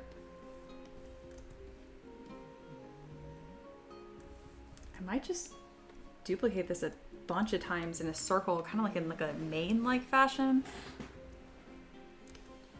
I also think it'd be cool if this beak was hanging open. It's gonna be tricky to make this look more machine as opposed to living. So as of now, it looks, you know, quite alive and normal and raven-like. Hey, Fane Dragon's here. Hello, hello, welcome back. We're making a greater strix right now, which is essentially a giant eldritch raven-y looking bird scarecrow. Yeah, I managed to catch you live. Yeah, I'm finally streaming a lot again, so that'll be a lot easier moving forward.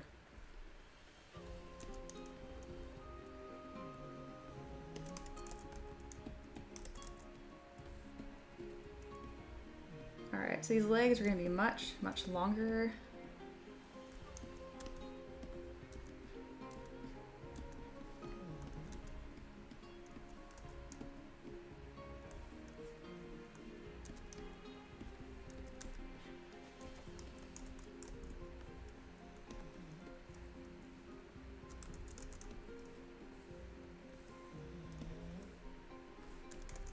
Alright, everything kind of merged down right now.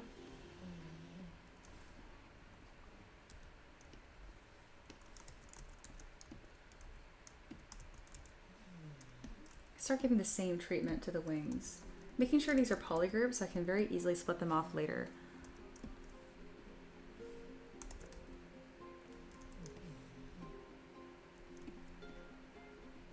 we want it to look kind of rigid and stiff, and there needs to be some indications here that this is actually man-made. So one of the ways I can convey that is by having a lot of sticks and ropes tied together.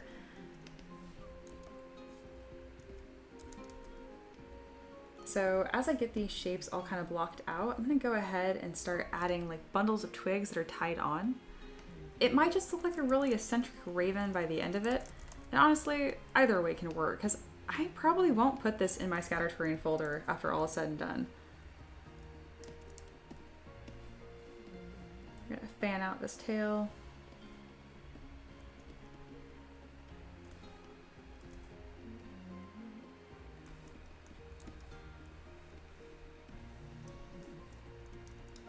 Already looking like something, which is good.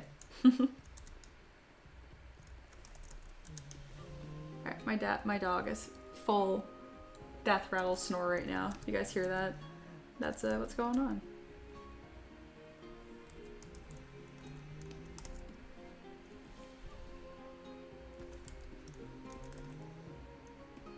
I'm gonna go ahead and put a curve modifier on this. There we go.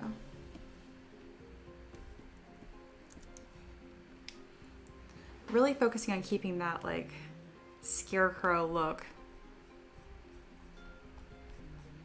I'm gonna read the description again because I'm kind of want you guys to be on the same page. It's a large artificial bird, in quotes, created of wood, animal skin, burlap, and hundreds of black raven feathers.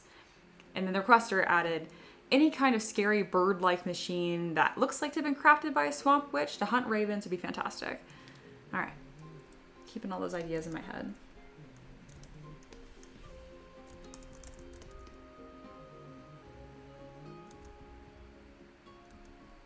I think I'm gonna move these eyes to the front of the head. We're gonna delete the real eyes here, and I want it to be more uncanny valley. So that's how we're gonna achieve that.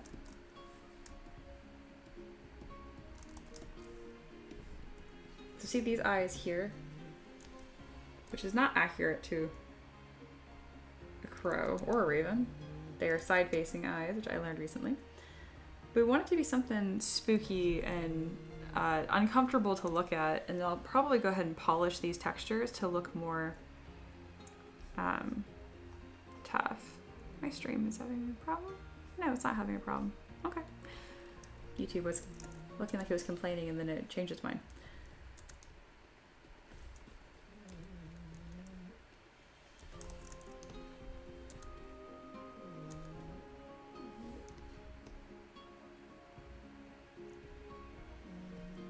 That's pretty disturbing. I like that. Okay.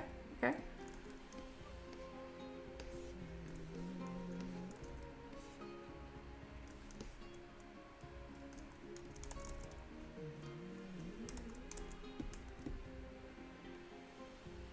Sarah says maybe pull out some of the feathers. Yeah, I agree for sure. I'm gonna have some feathers, kind of like, I'm gonna start constructing this like a mane of twigs and feathers, and we'll kind of see how that looks. But yeah, fantastic suggestion. I am of the same wavelength right now.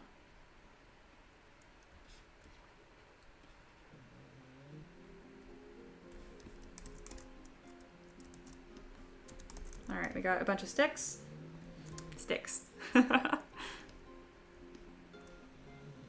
then Dragon says, is your dog now whistling or is it mine? That one might be yours at this point. Man, he is just out. I swear he does things other than sleep. Every time I stream, it just, I guess there's something about me talking the whole time that just knocks him out. But yeah, this blue blanket over here, you kind of see a lump. That is my dog. He wraps himself up in his blankie multiple times a day and knocks out. Hard life.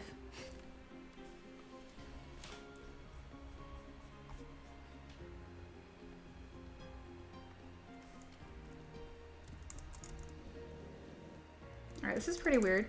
I like weird.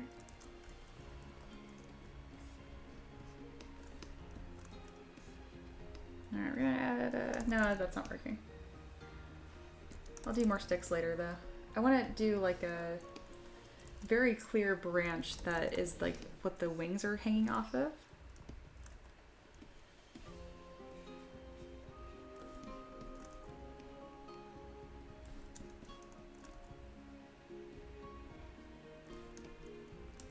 I'm actually gonna undo these wings a little bit here. I added this nice curve to them, and now I'm realizing that's a little too organic, actually. I need this to look stiffer. So we're gonna have them completely straight. Let's rotate that up. Let's pull these back. Think just like a proper scarecrow, so there's like a single, like a T shape there. That's kind of this shape I'm trying to find.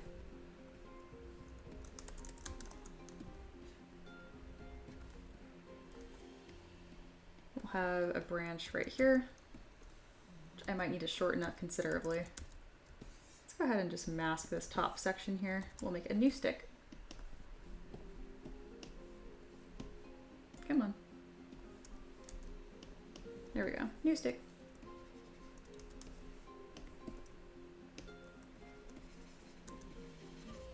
Yeah. Now we have a new stick, and we're going to use that to kind of frame this wing here. And then we'll also take some rope and construct that. Again, so it looks like it's man-made because it's supposed to be. Yeah. Okay, cool. It's happening.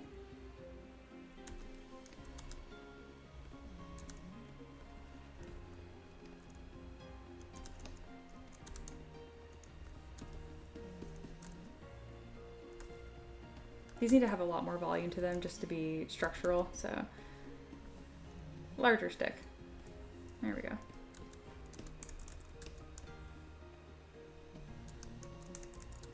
I still haven't added those feathers sticking out like Sarah suggested, but they're in my mind. I'm going to do that. I'm very obsessed on sticks right now. Stick.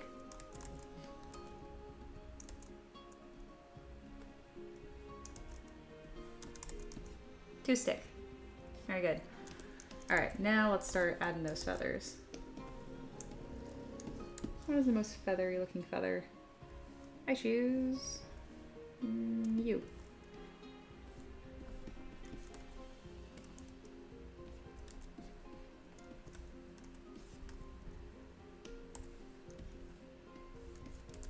Pick one of these feathers and just mirror weld them. I could sculpt it from scratch, but why when it's right here?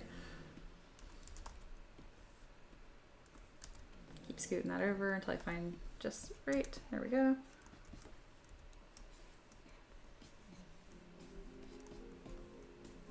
Very good.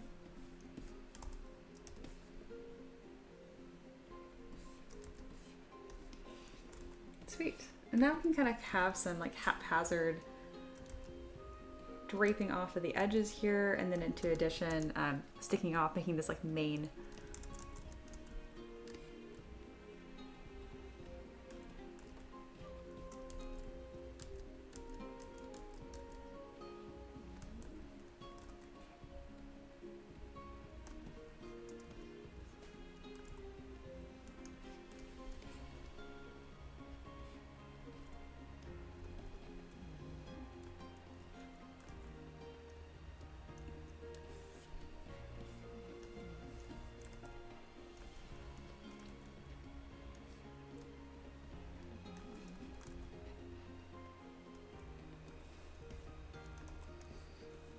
Okay, am I being overconfident, or is this turning out kind of awesome?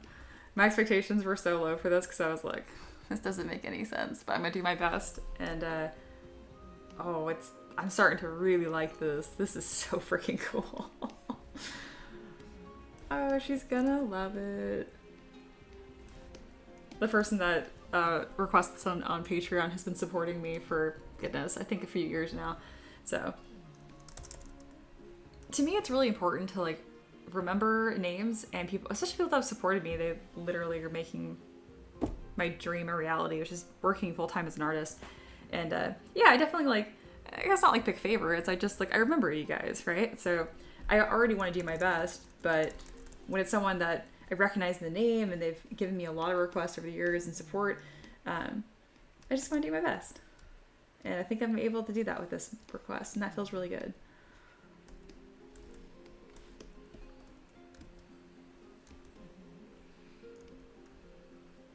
She says, it's looking good. Thank you, thank you.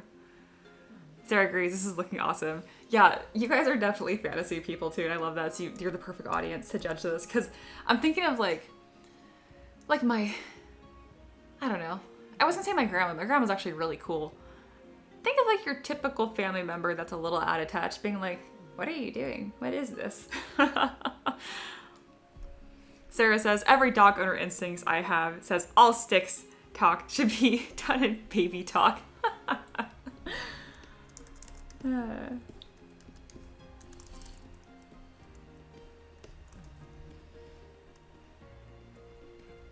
Alright, so right now it's really important that I start adding a lot of these details and clumps and weirdness asymmetrically, because that's where a lot of the magic of this model is going to come from.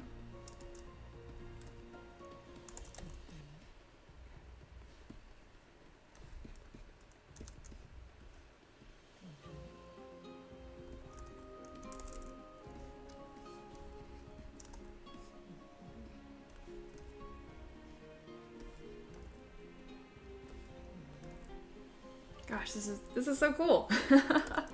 Oh, I'm having a lot of fun with this.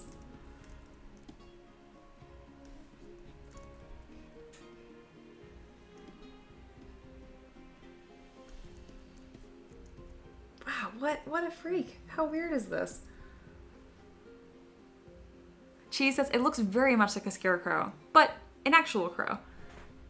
That's well put. Yeah, it's a very literal scarecrow. Oh my goodness, maybe that's why I should name this model, because it's like so on the nose. Scarecrow. Scare. That is a crow. I like it. I like it. And then I want to put this back on the screen again, so if you guys are just tuning in, or if you're lurking, look up, and then this is the only art I could find of a greater strix. Again, it's more of a conceptual thing. Yeah. I don't have any burlap on this, any material, but I'm gonna start putting in some rope textures as well. I like that the feathers are actually feathers too, instead of just material, but maybe I'll have some cloth, like shredded cloth hanging down as well. We'll see. Foxy says, it's like a bog witch's creation to keep away unwelcome visitors, right? Yes, you are spot on. Spot on. Specifically, the requester even said, any kind of scary bird-like machine that looks to have been crafted by a swamp witch to hunt ravens would be fantastic. So, you are spot on, Foxy. Oh, this is cool. This is cool. It's moments like this especially where I'm like, oh, I love my job. Like, this is exactly where it comes in. Like, I haven't seen any models like this, right? And this is going to make their next D&D session that much more fun.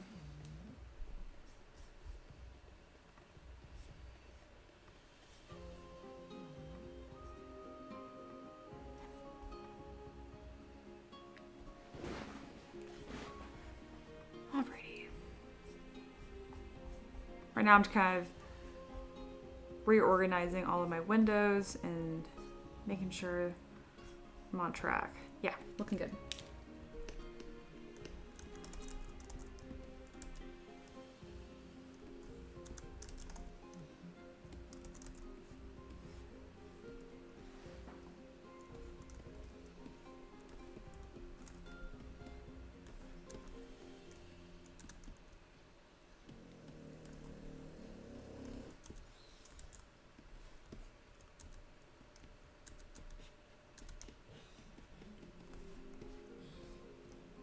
It's crazy to think how fast we came to this shape from this Eldritch Raven I started with.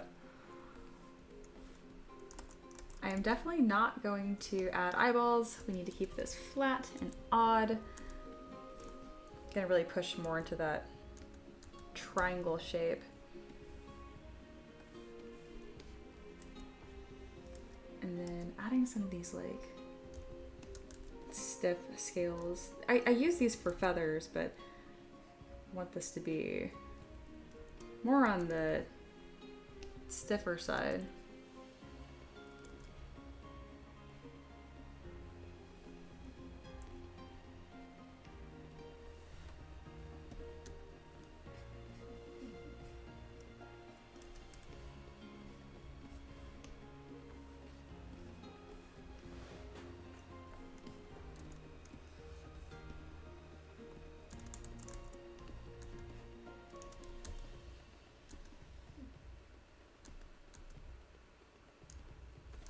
Alright, making sure that these are really deep.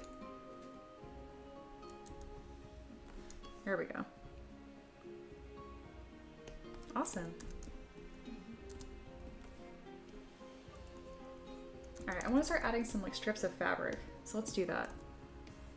I'm going to take a cube, make it kind of skinny, rectangular shape, and then Dynameshing it. Now that's Dynameshed, I'm going to kind of just like smooth it and then kind of tear it up to look like a strip of fabric. I'm going to try a technique here. I think I can grab my mask lasso brush and just like pull shapes down. Yeah, that's working. Mm-hmm.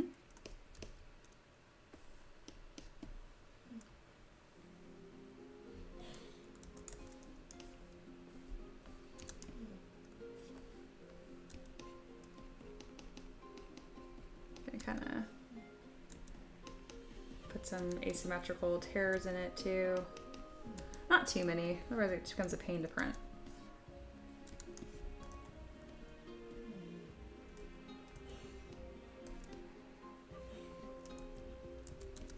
Alright, we have a strip. Let's add some fabric folds, and these can be really, really exaggerated too.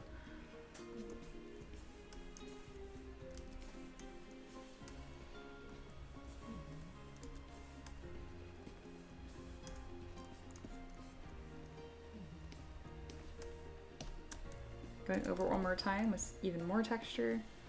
And then I'll kind of just duplicate this throughout the model. The same way that I did the sticks. Like I make one asset and then I kind of repeat it throughout the model.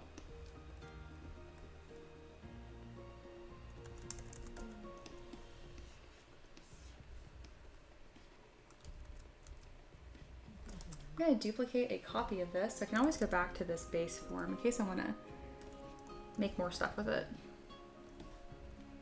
Here we go.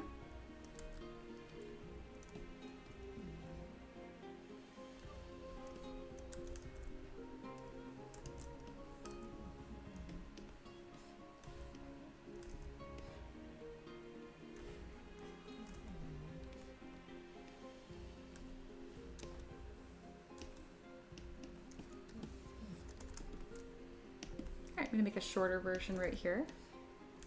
That way it's not as obvious, it's just like the same piece over and over again. Gonna layer it thoughtfully. There we go. And I think it'd be really cool to have more of these kind of draping off of its chin, almost like a beard of fabric.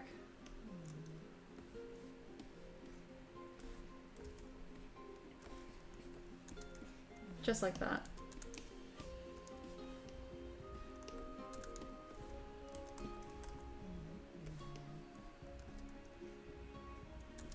That's pretty cool.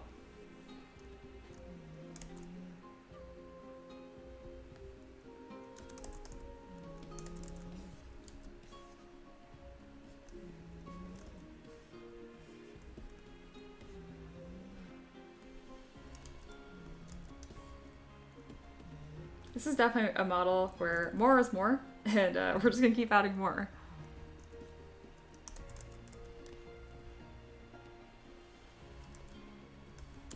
Can you guys tell that I love my job? This is where I kind of get to be as creative as I want to be, and it's just really fun.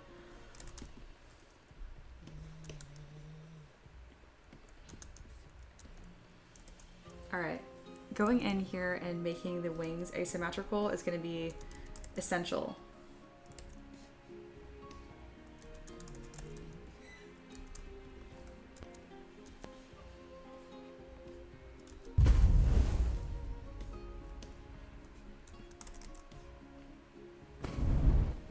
She says, make sure to make a swampy base for the environment it's likely going to be in.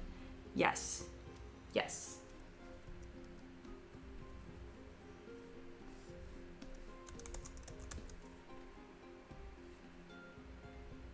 I don't have a swamp base right now, and I really think that's too important to forget, so I'm gonna start that right now.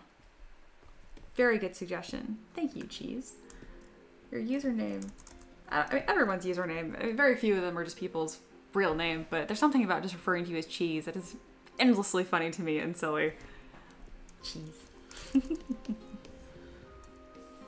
Especially because you're giving like legitimately good suggestions. It just makes the whole thing feel more ridiculous.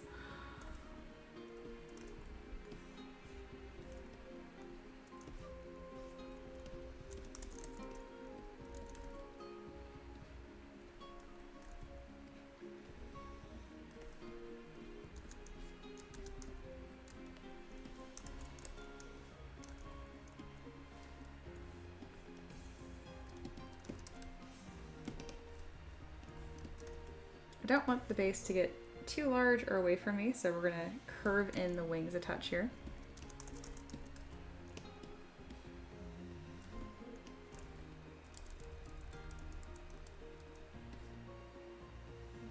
There we go.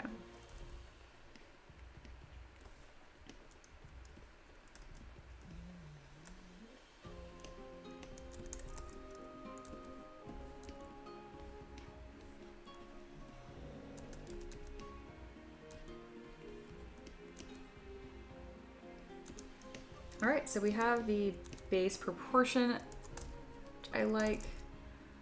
And now we can extrude some of this material here. And this is where the swampification will happen.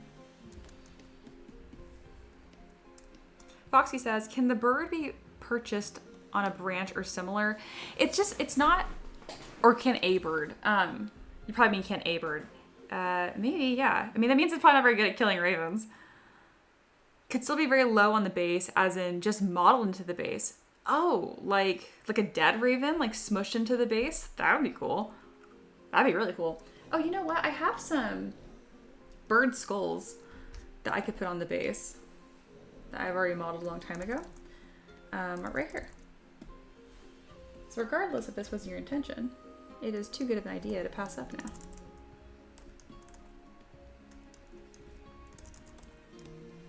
I think it'd be kind of interesting to have just like a little pile of bird skulls sitting here, yeah? You can have some of them kind of like sunken into the base.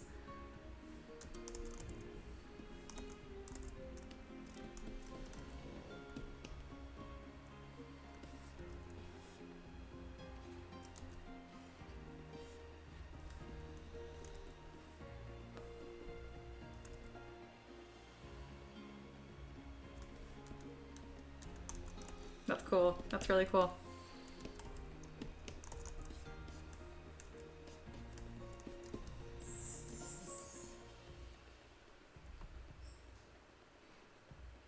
And then Foxy says autocorrect is a bane. Yeah, I know, right?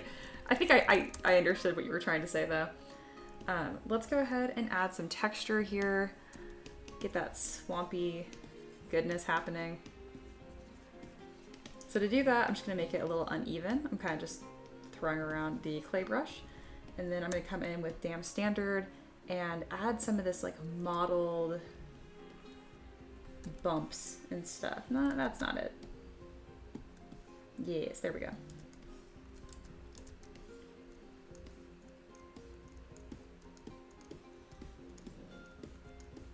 I would not have made a custom base for this probably if I hadn't been reminded. I don't know why. It's obviously the way to go here, but thank you, Cheese. Hey, Corey's here. Hey, welcome back. Corey says, that's coming out amazing. I think so too. I'm really, really happy with it. I was very worried about this model. I'm like, I don't know what a greater strix is. I don't think anyone knows what a greater strix is. But no, it's coming out, as Cheese put it, a quite literal scarecrow, and that's what it should be. It's looking great. All right. The base is looking textured and swamp-esque, but we're missing like reeds. So I think it needs to have some sort of foliage to really read well.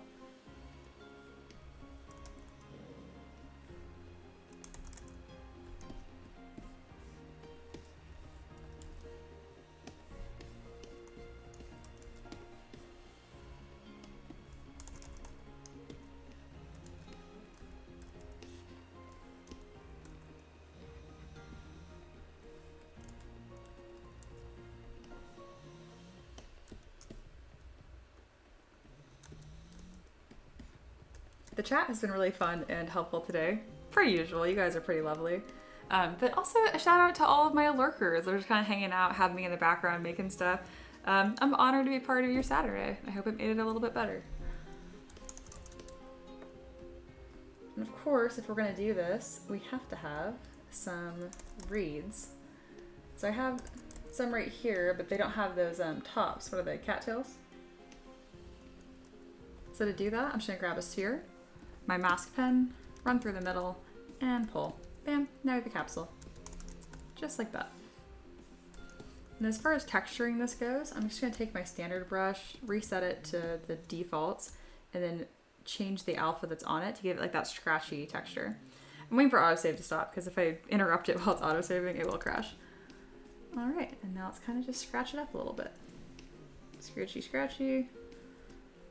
There we go. Beautiful.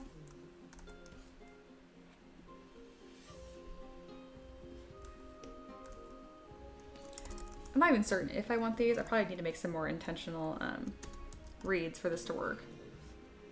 I might even just put them into the base, just like some weird little lumps. I might just do that. I don't even know what it is. I like it. Weird swamp stuff.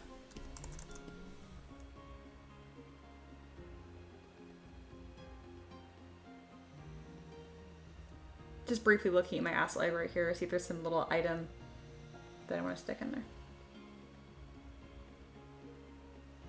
No.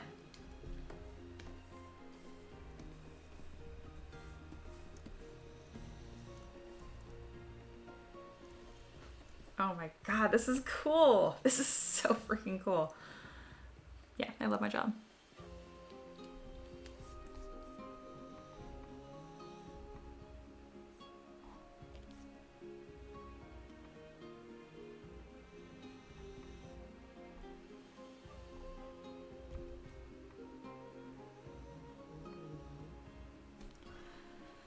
Alrighty. I feel a little creatively spent right now, in a good way. That was quite the good little art frenzy, wasn't it?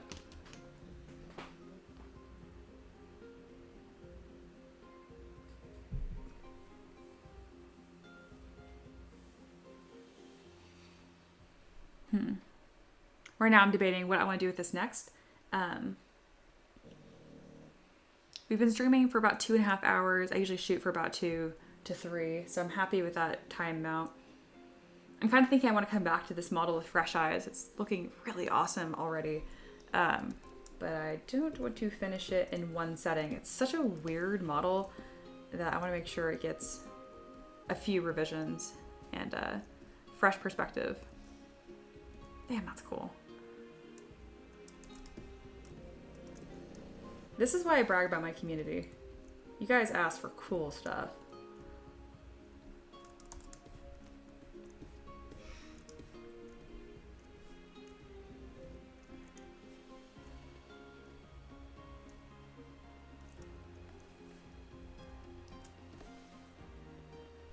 I think I'm gonna pick this up tomorrow or whenever I stream next. Probably tomorrow, but maybe not.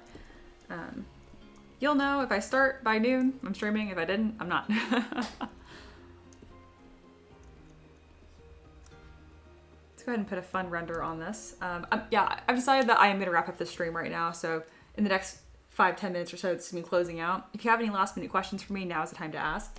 If you have a cool idea like this for your D&D character or scatter terrain or monster or whatever it is, that's my business. That's what I do. Support me on Patreon, leave a request, and you can make a request every single month. And I'll make them, and they're gonna be awesome. If you're interested in that, I have that pinned at the top, that link. It's also available on YouTube membership as well. So you can go on Patreon, or you can just stay here. Either is an option.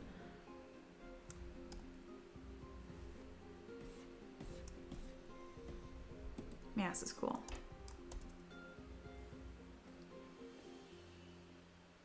Right now I'm just kind of putting some fun lighting on it and stuff. Yeah, isn't that cool? Spooky.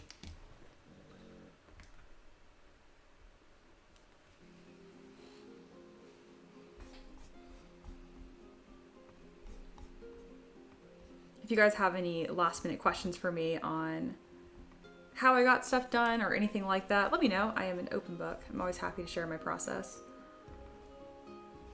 Do not have any art secrets or creative or anything like that.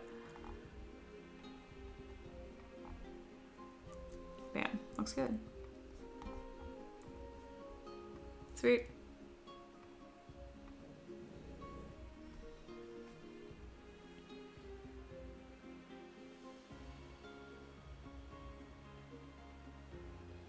Just a cool little guy.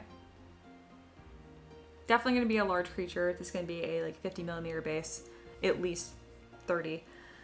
So, yeah.